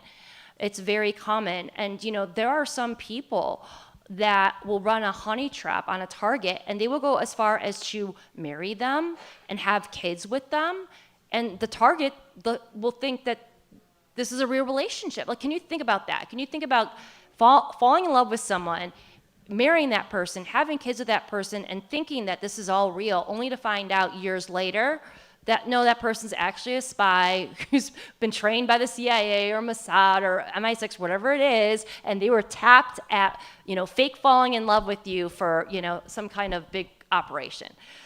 It happens. And it's happened in a lot of the wars. It's very common. And Russia's known for doing it. The girls at the program that the girls go through called the Red Sparrows. There's a whole film on it. Jennifer Lawrence starred in. That's actually a really good film. I highly recommend it. But yeah, this has been going on for many years, and it's really sad. But it's very real. Sometimes the honey trap is so good that people don't ever know, and sometimes it's fang fang. Yeah. I'm standing next to a local Dave Pettinger, and he is the one who, after the mayor of Boise refused to take down the Pride Progress flag, he climbed up there. That's awesome. He climbed up the flagpole and he covered the flag so as not to damage it and get arrested for vandalism. He covered the flag with another flag. Which flag did you cover it with? Appeal to Heaven flag. Oh, that's and so awesome. It was on Easter Sunday, and the mayor of Boise is so evil, and she so wants to convince children that they're not boys and girls and girls and boys, that she showed up herself on Easter Sunday morning to make sure that Appeal to Heaven flag was taken off of the Pride Progress flag so she could raise that up. That's how important it was to her, even though it was illegal at the time to fly it. Here's Dave Pettinger.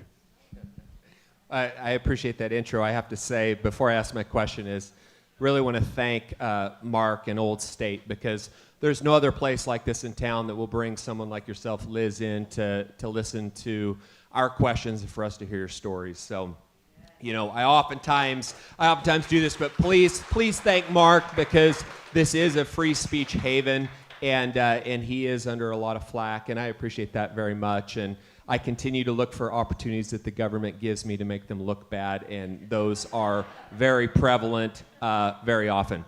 But so my question for you has to do with Matt Gaetz. Now, it's a little bit of a loaded question here, and I'll get to the details. But so Matt Gaetz allegedly had this 17-year-old that he spent time with. I've recently been given information on an investigation that we're trying to organize, and has been organizing for a while for a potential federal lawsuit. And what was happening, some people in here probably know about Party Mom, the Shannon Bruga. And they would bring these underage boys to these parties, and they would tell these boys, they'd tell these young boys or young men that these women were having their 18th or their 19th birthday party. And they would show documentation, and their social media would show this stuff. And these boys would come over, and these girls would be soliciting sex. And what my question is to you, was Matt Gaetz caught up in this? And are you familiar with a trafficking ring that was used for like modeling called like Hobelux? Hobelux was selling attire and also selling girls and selling sex. And this involved the Treasure Valley here. It involved parts of California. And my other question is, this case, the way it's looking, involves the same judge, the same prosecutor, and the same officer. Have you seen this? And it looks like they were wrapping them up for an extortion ring and taking money from the families to get the kids off to the tune of $15,000 a pop in a minimum. And it looks like they were doing it dozens, if not hundreds of times here in Idaho, in the Treasure Valley, and this is legitimate, and the evidence shows that. And the federal lawsuit, the Attorney General knows, Ada County Sheriff knows, everyone knows, and nothing is being done. And so that's my question. Okay, so I don't know specifically about this modeling agency, but what I can tell you, it is very common, and it's been happening all the time for decades, that modeling agencies are used as fronts for sex trafficking, including child sex trafficking. And so who did that? Jeffrey Epstein did that. His co-conspirator, Jean-Luc Brunel, he did that as well. That is very common, so it's not surprising for me to hear that there's more trafficking going on with yet another, quote unquote, modeling agency. In terms of Matt Gaetz, in the documentary, when they made those allegations against him, it was around the same time when he was very vocal in support of Britney Spears and getting her freed. And so I just found it really convenient that he was one of the very few politicians who really seemed to be actually fighting for Britney Spears. I found it very convenient that these allegations came out about him right after he started speaking out, in supporting Britney Spears. Now, I looked into that case, and, as I detailed in Slave Princess, is that the allegations were based off of the claims that he was on this dating app, where that's when he got connected with, I don't know, a 16 or 17-year-old. The company came out and said he never even had an account. So it was totally baseless. So, that, in my opinion, was a very clear hit job, smear job. And I think that it probably was triggered because he was trying to get Britney Spears free. When I was doing this documentary, I mean, they were doing horrible things to me, and they were targeting all the Free Britney advocates. So, you saw in Slave Princess how we talked about people were getting censored on social media and stuff like that. Well, it later came out in mainstream media, believe it or not, that Black Box was running surveillance on the whole movement. So, I have a pretty big following, but there were just moms that during their free time, would, do little videos like talking about what's going on with Britney Spears and support her. Moms that maybe had a few hundred followers or 1,000 followers. Black Box they had dossiers on every single person that was online supporting Britney Spears. They were tracking all of them. They were targeting all of them. So we're not just talking about people that had tens of thousands of followers or 100,000 followers. We're talking about stay-at-home moms that maybe had a couple hundred or a few thousand followers. They were targeting them as well. But that's how dangerous the truth about what happened to Britney Spears is. And it goes to show how many powerful players, and I will say entities, were involved in the trafficking of Britney. All right. Another question for you. On the same subject of the honeypot, so I have a strong belief in my question, but I'm going to get your opinion. Do you think that Erica Kirk was a honeypot for Charlie Kirk due to Erica Kirk's connections with her parents with Mossad and inventing a lot of the military grade weapons with her father? Yes.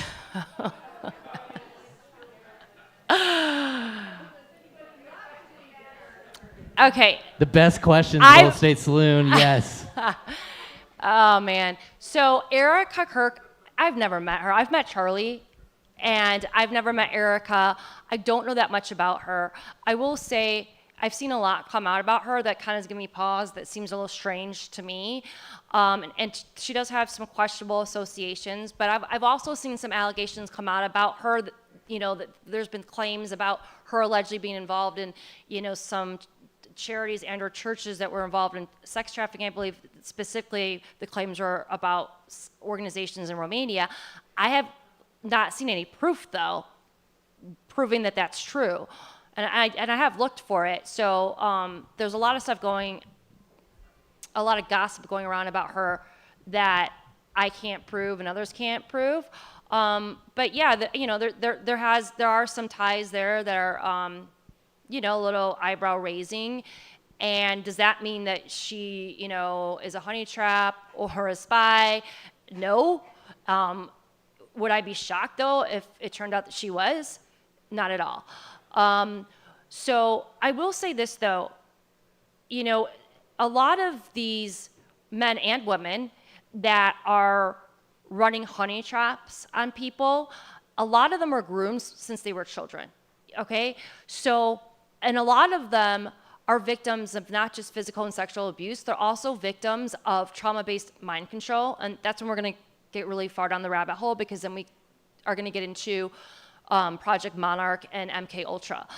So, and I'm sure most of you guys are awake, so most of you are familiar with MK Ultra and Project Monarch, but it's my strong belief that MK Ultra never ended. When the CIA was exposed for doing these mind control experiments on students, on prisoners, on just random innocent civilians, they claimed that they shut it down, blah blah blah.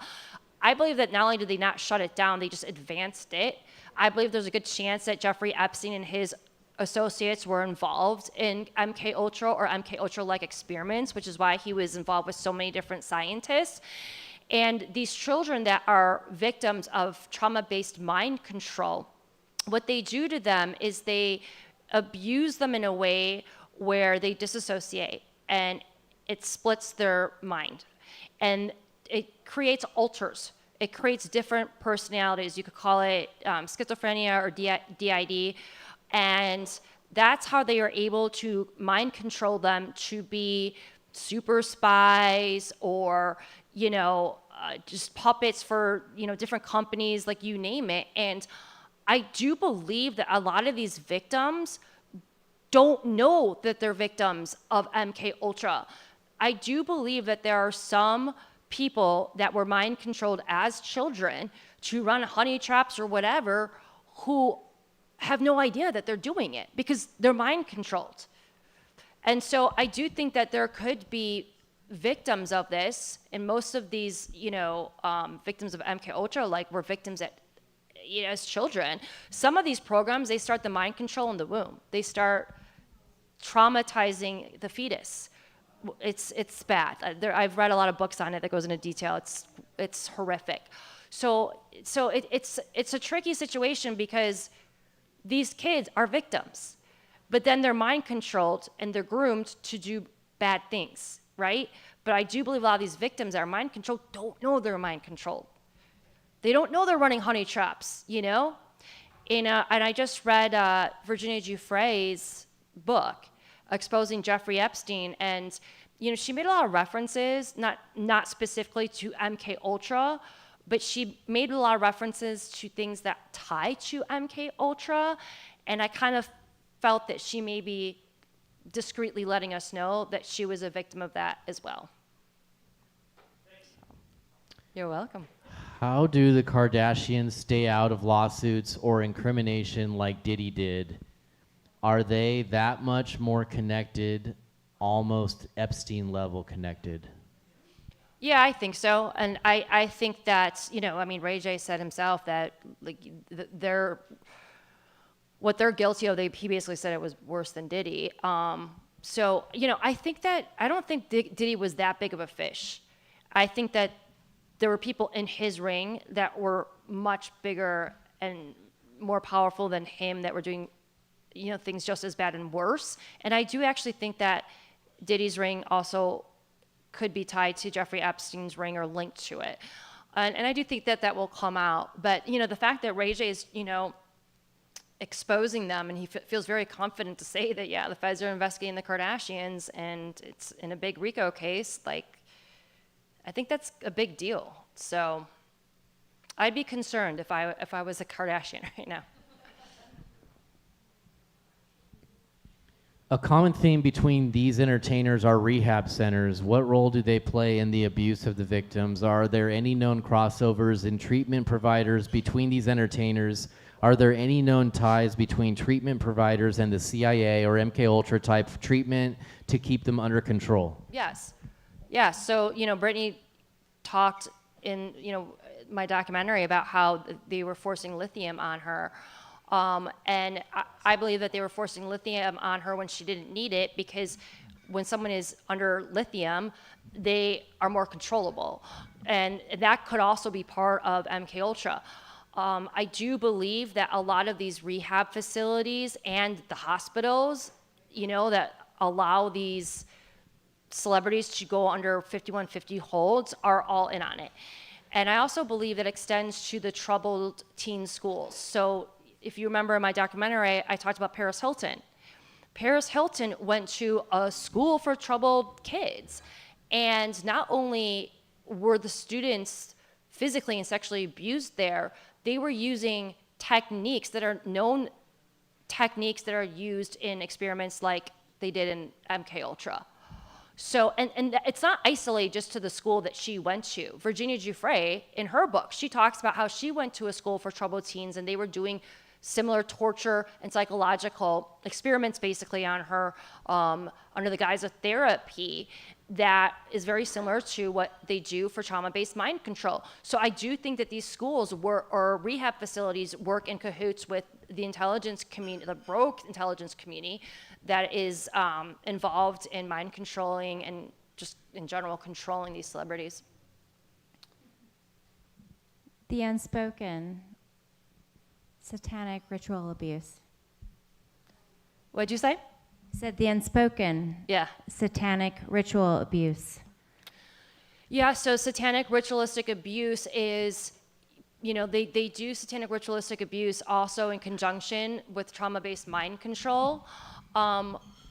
So Mark and I were talking earlier today, and I was telling him that I do believe that there is some kind of coordination with the good guys and disclosure when it comes to child sex trafficking in these elite pedophile rings such as Jeffrey Epstein, because it gets so dark that if they just released everything, like I think most people would have a mental breakdown because it's that horrifying. I mean, just reading about this stuff sometimes, I get PTSD just from researching this stuff because it is so bad, it's so dark. But I think that as time goes on, we're going to see that Jeffrey Epstein wasn't just this pervert who, was raping barely legal teens and, having parties on an island with his friends. We're going to learn that, he was also involved in blackmail. I mean, that's pretty common knowledge now, but we're going to, I think, eventually learn that he was involved in much darker stuff, satanic ritualistic abuse, potentially adrenochrome, organ harvesting, I mean, you name it, So you look at the islands and how that island had a temple, it's my very strong opinion that they were doing satanic rituals on children there. And one of the alleged sex traffickers for Jeffrey Epstein, who never gets talked about, her name was Ray Chandler. And she allegedly was way worse than Ghislaine Maxwell and Allison Mack.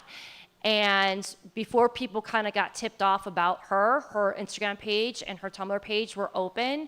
And there were images all over her Instagram page of like people being tortured, children being tortured, like children being used in actual satanic rituals. I mean, look at Balenciaga, who, by the way, is supported to this day by Kim Kardashian.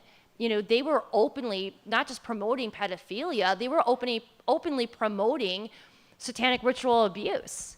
And then there's, of course, Marina Abramovic and the spirit cooking, and we can get more into that tomorrow night. But yeah, I mean, that is, when we start chipping away at that iceberg, that's where we get to the really deep and darker stuff. And it's starting to come out, in Virginia Giuffre's book.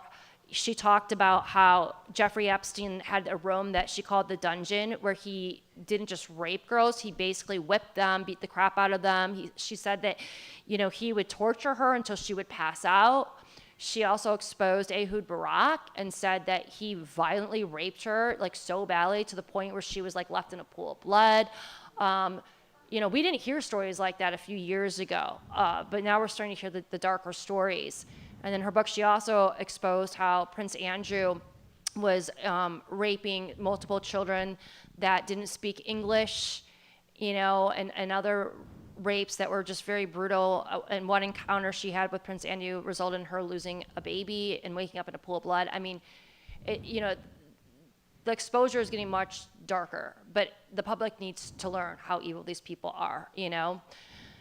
So yeah, satanic ritualistic abuse is a huge problem. One more thing I will say about satanic ritualistic abuse, there was, there was a huge ring that operated in Israel and of people, you know, in positions of power that were committing sexual abuse and satanic ritualistic abuse on children, including elected officials and politicians in Israel. Earlier this year, a bunch of these survivors spoke and told their stories in their Knesset, which would be similar to our Congress, right? And these survivors claim that some of the people that were involved in the satanic ritual abuse against them were still in office, or still to this day in office in the Knesset in Israel. That's a huge story. That's a really big deal that all these survivors came out and they actually had an opportunity to speak at the Knesset, but barely anyone in the mainstream media covered it, you know? But this happens all over the world, by the way.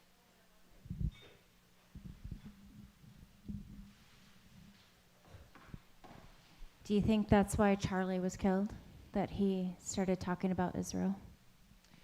I think that it probably had something to do with it, not just Israel, Jeffrey Epstein, you know, and he had been exposing child sex trafficking for a very long time, but he was getting more bold in terms of exposing Jeffrey Epstein and his ring over the years.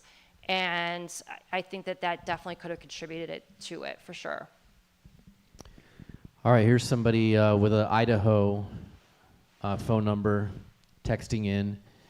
Britney Spears at the tip of the iceberg. Thank you, Liz, for exposing this for people who are asleep. The question is, why appear at Old State Saloon? Why Idaho? Where else are you appearing to expose child trafficking?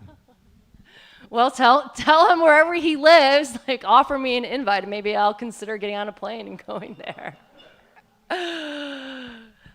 Yeah, I think this, the thing that I would add here is what we were talking about earlier, and it's going to become more of an uncommon thing for real people to be in a real building with a real investigative reporter person like yourself and discussing these things. And the fear, like, I think everybody's got a healthy fear of what's coming with AI.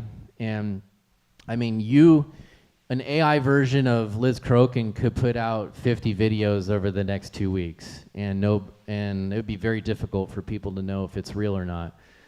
And the cool thing is that we're pretty sure you're not a robot, and you're here in front of us in a real place. Yes, and I'm not a clone. I'm not a tranny. Like, I get accused of everything under the sun every day on Twitter, but no, but to add to that answer, though, like in reality, no one wants to touch me. Like, I've been banned everywhere. I've lost several jobs for reporting on elite pedophiles and exposing child sex trafficking.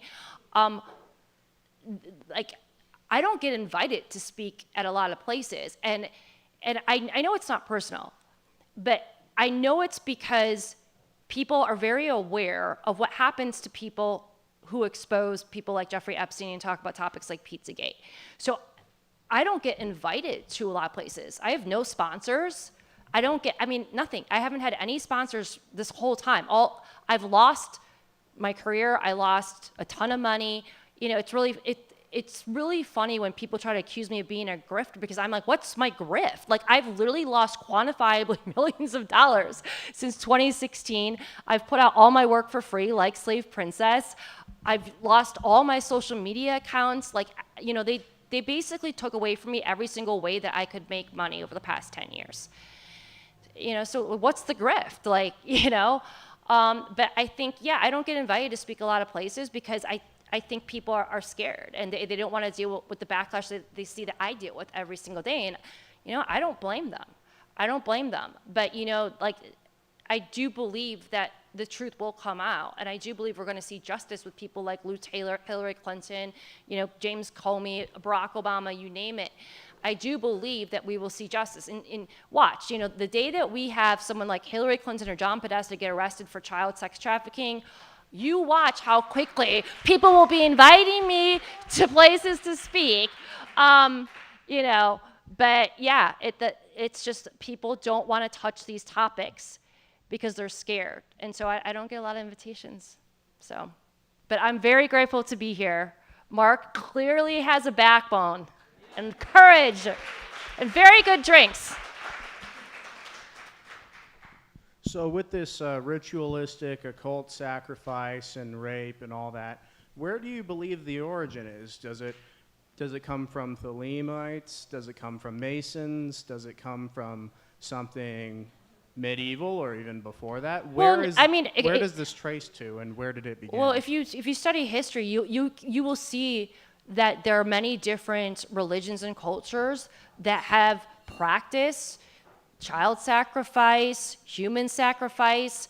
It comes from many of them, actually. This has been going on for thousands of years. Like, I'm pretty sure President Trump made that comment not too long ago.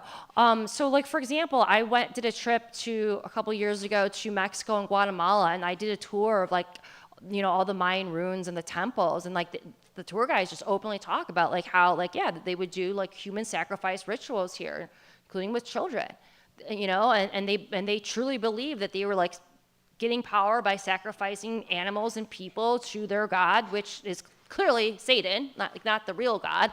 But this has been going on forever. And what these people that do this, what they really are is they're Satanists.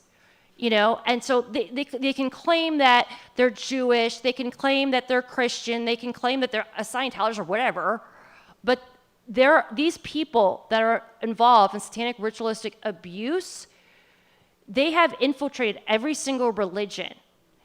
Every single religion they have infiltrated, and it happens all over the world. And they are not who they claim to be. I mean, they're using deceptive tactics, right? So it's a really big problem. And it's not isolated to one religion. I mean, look at the sexual abuse that happened, in the Catholic churches. It's in every religion. It really is. And so it's a major problem, and it's been going on for thousands of years, and the media has done everything it can to hide it, to cover it up. I mean, if you go back to, like, the 80s and 90s and, like, look at all the stuff that happened with the Satanic Panic, they were covering all that up back then. They made it seem like it was just fake or made up, or people were delusional, it was all in their head. That was all very real back then. So again, it's been going on for a very long time. And anyone that's come forward and, like, try to blow the whistle on it, they get their lives destroyed, they get attacked, they get slandered, and that's how it is. So. And it's sometimes very, very dark, and sometimes it's not. It's like more conceal. I mean, just like I'll give you, like, for example, when I was pressured by the quote unquote pastor of my church to stop doing events like this. And when I talked with him, basically he was basically threatening me financially, and he was basically threatening my wife and children's relationships in the church, that if I wouldn't comply with his basic order of stopping doing these events, which one of them happened to be questioning the 501c3 agreement that churches have with the government and everything, that my wife's relationships would suffer because he would end up, disconnecting us with all those relationships. And so it's just like when people in a powerful position are going to censor people that pose any kind of threat to whatever mission or whatever they're trying to accomplish, whether they think it's the right thing or their thing or an evil thing or whatever. That's just unfortunately the way life is. Why is Trump and his oldest son going along with the mainstream narrative of the Charlie Kirk shooting when it was very, very obvious people are lying and covering the crime scene up immediately? One thing about President Trump, so I started covering President Trump when I was working for the Chicago Tribune, so that was over 2 decades ago. And I also covered him when I worked for the tabloids, and I was always encouraged to find dirt on him because he was a huge star. Back when he was doing The Apprentice, it was the #1 reality show. And whenever I got a lead alleging that Trump was involved in some kind of scandal or whatever, it was never true. Like, I could never prove that any of them were true. They were always BS. And what I actually learned about President Trump is that he is a really great person. He doesn't party, he doesn't drink, he never did any drugs. He's done so many wonderful things for so many people over the years, including for complete strangers. I've been covering President Trump for a very long time. I've met him. I've been supporting him since, he went down the escalator. And one thing that President Trump is really good at is the art of war. And I've noticed through the years that he will often use, some people call it 5D chess, other people call it, 5G warfare. But he'll often use psychological tactics that a lot of people can't understand to get the results that he wanted in a very brilliant way. So, for example, President Trump is the reason Jeffrey Epstein was arrested. President Trump was working to take Jeffrey Epstein down long before he became president, okay? And there's tons of receipts out there proving that. But President Trump also understood that the only way that he could get the media to talk about Jeffrey Epstein is if they could tie him to it. So President Trump, I believe, strategically appointed Alex Acosta into his administration, knowing that he gave Epstein the infamous sweetheart deal. I think that President Trump did that on purpose because he knew that once Epstein got arrested, then the media would be forced to cover it because they could then tie it to Trump.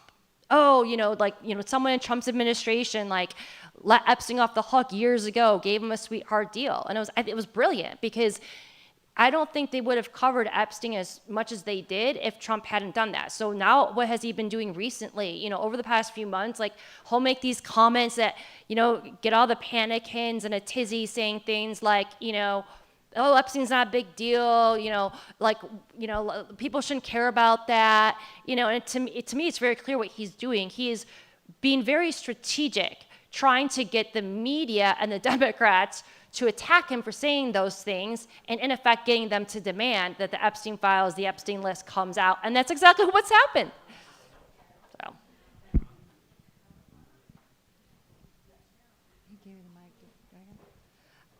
Liz, not to beat a dead horse, but I want to circle back to the Calvary Chapel because my mind's being blown by this Calvary Chapel stuff. Do you know anything, in our table we were talking about it, but this whole thing with Candace Owen talking so much about Calvary Chapel and just even seeing it tonight being tied in. Yeah. But even locally here, the Calvary Chapel here, I wasn't there, but I have been told that they even said, don't come to this saloon to their people, which I find evil. But this whole Rob McCoy interview that they showed on Candace Owens about him sitting there with a pedophile, and that Rob McCoy, is that his name? The pastor, Rob McCoy. Rob McCoy, brought him on his podcast saying how old was this, 27 years, and kind of justified some guy that was a pedophile and hired him in his church to work with children. Right. I mean, I haven't done a ton of research specifically on Calvary Chapel, but I can tell you anything that's tied to Lou Taylor is not good. But I think the bigger picture here is that there is a massive problem with the churches. There is a massive infiltration problem within these churches. And it is not of God to silence people for asking questions. God's about truth. So anyone that's involved in a church that has a problem with people asking questions, or have certain criticisms on certain topics, it is not of God, it is not godly to try to silence those people. That's what the left does. Those are Saul Alinsky leftist tactics. So you really have to think anyone that's presenting themselves as a godly person, if they're doing that, well, I think that their actions are speaking louder than words, because they're not godly people, are they? And I find it really disturbing that so many people have smeared and attacked Candace simply for asking legitimate questions about her best friend's death.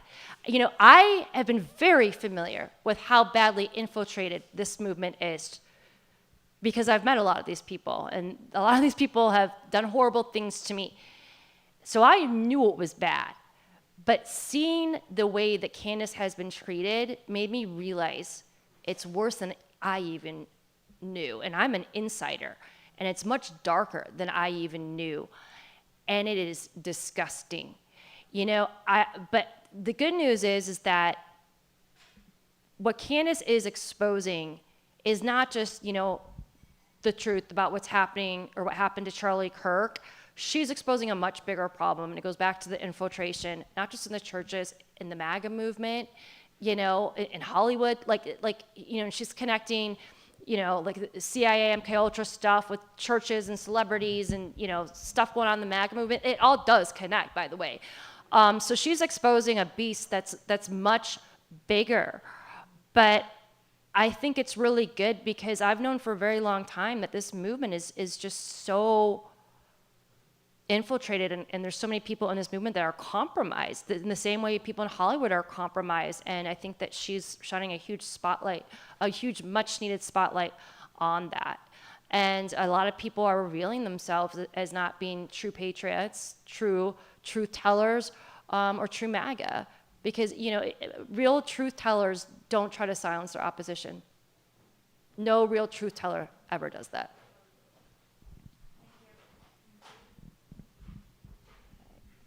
Hi, Liz. Thank you for being here. This is amazing. You're welcome. I have two separate questions. My first one is, do you think we're ever really going to see the Epstein list? Yeah, people always ask this question. First of all, we have seen a lot of the list. There have been a lot of names of people that are clearly co-conspirators of Epstein or clients that have come out through court records over the years. Virginia Giuffre is the main person that's exposed most of them. She named so many names in depositions that she did, and a lot of those records have become public, and I've named a lot of those people. Is there an exact list? Did Epstein write a list okay, here are all my clients, 1, 2, I don't know if that exists. He had a black book, which was just an address book. But I do believe that all these people will be exposed, especially now, because President Trump just announced the other day that he is going to have his DOJ investigate potential clients and co-conspirators of Jeffrey Epstein. And he specifically names 3 people: Bill Clinton, Reid Hoffman, and Larry Summers. And he also brought up the island. So yeah, I do believe that it'll all come out. And I've been saying this since 2016, before Trump even won. I knew that he was going to take this ring down, and Epstein. And he did a lot of that, by the way, during his first term. I mean, Epstein got arrested, Ghislaine Maxwell got arrested, Jean-Luc Brunel got arrested. There were a lot of other sex traffickers that got arrested. The Nexium, Backpage went down. He set the stage during his first term for the much bigger fish and bigger rings to go down. But most people don't know that, because the media didn't report on anything that he did to combat child sex trafficking. And that's why I got fired from one of my media jobs, because I did a story just simply discussing what he did to combat child sex trafficking. And it was a conservative media outlet, by the way. Thank you. My second question is the Tate brothers. I don't even know what the question is. It's just Candace did an interview with him. What was that, over a year ago, I think? Yeah. Yeah, I just kind of want to what your thought is on them. I've kind of gone back and forth on them. I've never met them. I've heard some allegations that were debunked, but then I have heard some that seem credible. Like, I'm not really sure, and I don't feel super comfortable talking about it because I don't feel I've done enough research to give a good answer on it. I will tell you that I'm reading Lauren Southern's book right now, and she makes some very strong allegations against them, and I do find her to be credible, because there's a lot of things that she exposes in her book, not about them, but about other things or people in the movement that I know to be true. So I would suggest that you read her book. It's really good. I haven't finished it yet, but I didn't know that she had these encounters with the Tate brothers, or that she had these allegations that she made against them. So I'm still kind of going down that rabbit hole. I want to say it's called Is This Real Life? I think it's called Is This Real Life? Just Google Lauren Southern book. Yeah, and talk about honey traps. Sounds like she's had a lot of problems with that as well. Like, is this real life, or this is real life? Something real life. All right, from an Orange County, California area code, what do you think about gang stalking that's going on all over the world? Well, I think it's horrible, and I would know because I've been a victim of it for 10 years. And I think that there should be laws in place with very severe punishments for people that are involved in gang stalking. What is it? So you know, if you're a targeted individual, you will be the victim of gang stalking. So gang stalking could be anything from, you know, psychological terrorism, physical stalking in person, you know, like cyber harassment, cyber terrorism. Because of the work I do, I get targeted all the time in so many different ways. You know, I get followed a lot in public. I've had people that are getting paid to literally spy on me, move into my building, move in next door to me. I had a sex trafficking ring move in next door to me, and they would just terrorize me 24 hours a day, like knocking on my door in the middle of the night, breaking onto my rooftop, blasting music 24 hours a day. I mean, they're using like tactics that they use at Gitmo for terrorists. Like, so yes, when you're a targeted individual and you're exposing, you know, deep corruption, they will gang stalk you to get you to quit. And it's horrible. It's horrible. And I do think that there should be some laws put into place to protect people that are targeted like that. I have a question. So we know that there's been some dark stuff come out about Bieber. Mm-hmm. And I'm sure there's a whole story, and he's connected to P. Diddy. Is there any connection with Taylor and Britney with? Yeah, there are connections with Bieber and Lou Taylor and the churches, and it's been my very strong opinion for a very long time that he was abused badly in the industry, potentially by Diddy. There is evidence that suggests that. And I do believe that not only was he abused, that he's been trying to tell the world what happened to him using his music. So he came out with that Yummy, you know, song and music video a few years ago, and everything that he used to promote it involved pizza. And, you know, as most of you know, pizza is a confirmed FBI identified pedophile code word. And so like he will use like their symbolism and code words, in my opinion, to expose what they're doing. And I think he's been crying out for help. I mean, you listen to his music. He's crying out for help in his music. So I think that, you know, he went through something very similar that Britney Spears went through. And I think that, you know, when the truth comes out, it's going to be, you know, this is with Slave Princess, with what happened to Britney, I think it's just scratching the surface. I think that over time we're going to learn that, like, the abuse she was endured is so much worse than what we exposed here. This is just what I could prove. But there's a reason why she said in the record that what they did to me was like sex trafficking. She was very strategic. She didn't say trafficking, she said sex trafficking. And she has been photographed with the alleged sex trafficker for Jeffrey Epstein, the other one, Rachel Chandler. So I think it'll get much darker as time goes on. Liz, you're crushing it. Thank you so much. Bill, thanks for having me. We're just gonna do 5 more minutes.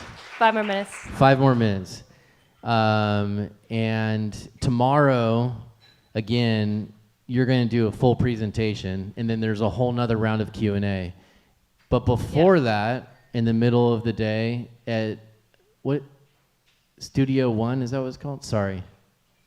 Stage One, sorry. Stage One Studios here in Eagle. We are going to do a podcast with Jordan Sather, which is cool. OG Jordan, that'd be fun. OG Jordan. And we're going to answer some of these questions, because there's a lot of questions that we're not going to get to. So we're going to answer some of these questions on that podcast. Okay. But we're just going to go through these next 5 minutes, and then we'll end. People can hang out and say hi to you here.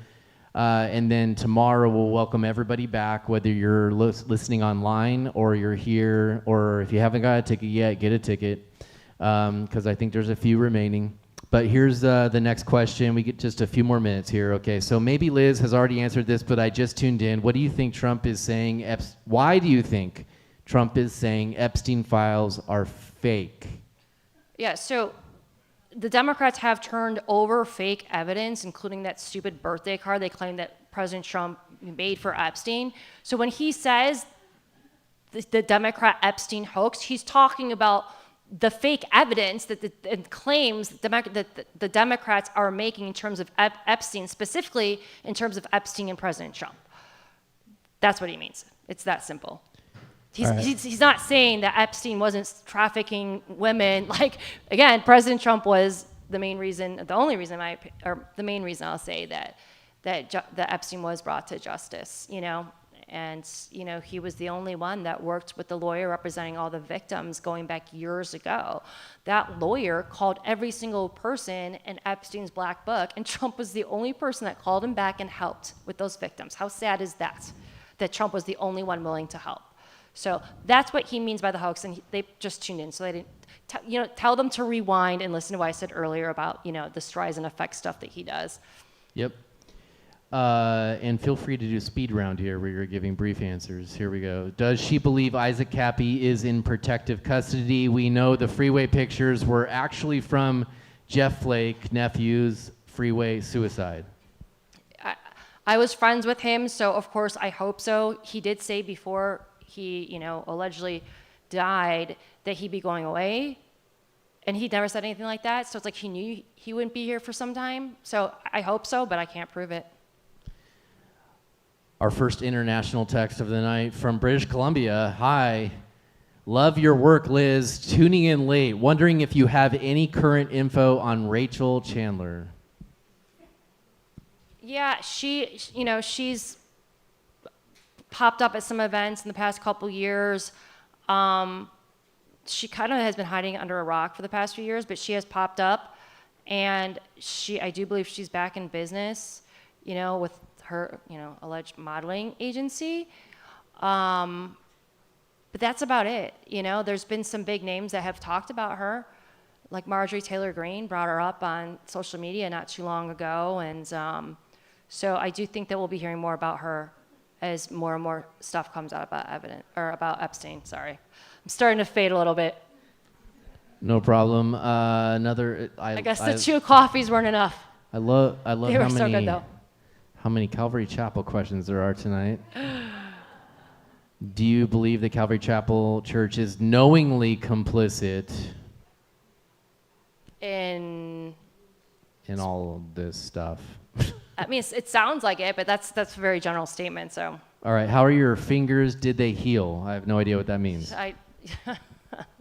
Well, they're better. I lost my fingers in a horrible surfing accident. So they got sliced off at the second knuckle, which really sucks when it happens on your right hand and that's your dominant hand and you type for a living. So yeah, that wasn't fun. But yeah, they're better, I guess. They still, I don't know if they'll ever be fully, you know, functioning again, but it could have been worse. So. Crystal Clear Truth with Crystal. I believe that Erica Kirk shows signs of MK Ultra due to her lack of grieving and actions of seduction that she may not realize. What is your insight with my thoughts on this topic of MK Ultra? Yeah, so I addressed that earlier in terms of, generally speaking with MK Ultra, like it's my strong belief and also based off of my research that some victims of MK Ultra do not know they're victims of MK Ultra. So they don't know all the things that they're doing because they are mind controlled. So I do believe that some people that are mind controlled don't realize what they're doing because they're mind controlled. And it's like being, have you ever gone to see a hypnotist show? Sometimes like the shyest person gets on stage and the hypnotist can get them to do like some of the craziest stuff you've ever seen. And then when they snap their fingers and the person comes out of it, the person will have no idea what they just did. MK Ultra is very similar to that. Bringing it back to Trump a little bit. As you mentioned earlier, Trump is very smart, plays 3D chess. Do you think that, I shouldn't pose it that way, but what are your thoughts on his disagreement with Marjorie? Like, do you think that's all to like bring things up, like create this false altercation that kind of brings things kind of... Yeah, I think that's all fake. He's been doing that for years. He'll have these fake feuds, and he did it with Attorney General Jeff Sessions, and it's another, in my opinion, form of Sun Tzu's Art of War. I think what's going on with him and Marjorie, I think, is to get the enemy talking more about Epstein. So I don't think it's real. I've seen him do this time and time again. He did it with Elon, and now they're bros again, And by the way, when Elon called him out, I think Mark and I were talking about this earlier, Elon did a tweet saying that, President Trump is in the Epstein Files. Well, yeah, he is, but not because he's guilty of anything. He's in the files because he was actually working to help take Jeffrey Epstein down. So, when Elon Musk tweeted that wasn't a diss on President Trump, but the media and the liberals took it as a diss, and they're like, oh, that means that he's, guilty just like Jeffrey Epstein. No, they were using the art of war to get people to talk about Epstein, So yeah, I do think that that's totally fake. All right, final question of the night.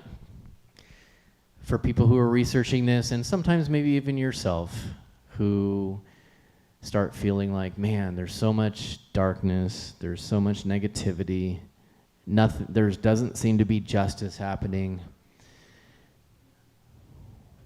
What would you say to that person who's coming to you and just saying like, I have a heavy heart and my life is heavy and there's so much evil and I keep praying and I keep fighting and I keep telling people the truth and there's so much darkness and there's a little bit of things here and there, but I just don't know. I don't know if anything good is going to happen or there's going to be justice. What would you say? Well, I would just tell those people, I get discouraged too, because there is so much darkness and it does feel like it's taking forever for there to be justice. And there's so much darkness and injustices. And I want to quit all the time, trust me. But,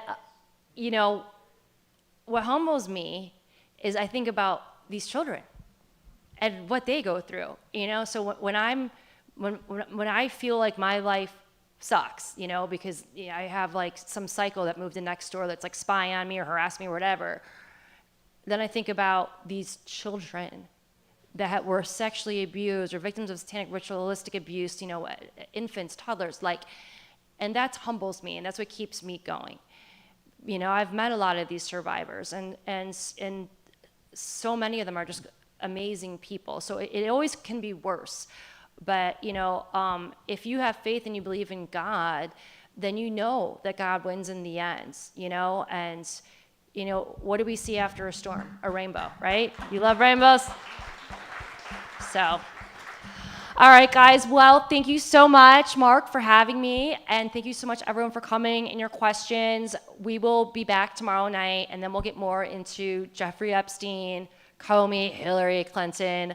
And yeah, if you guys come back tomorrow night, I'll answer more questions then.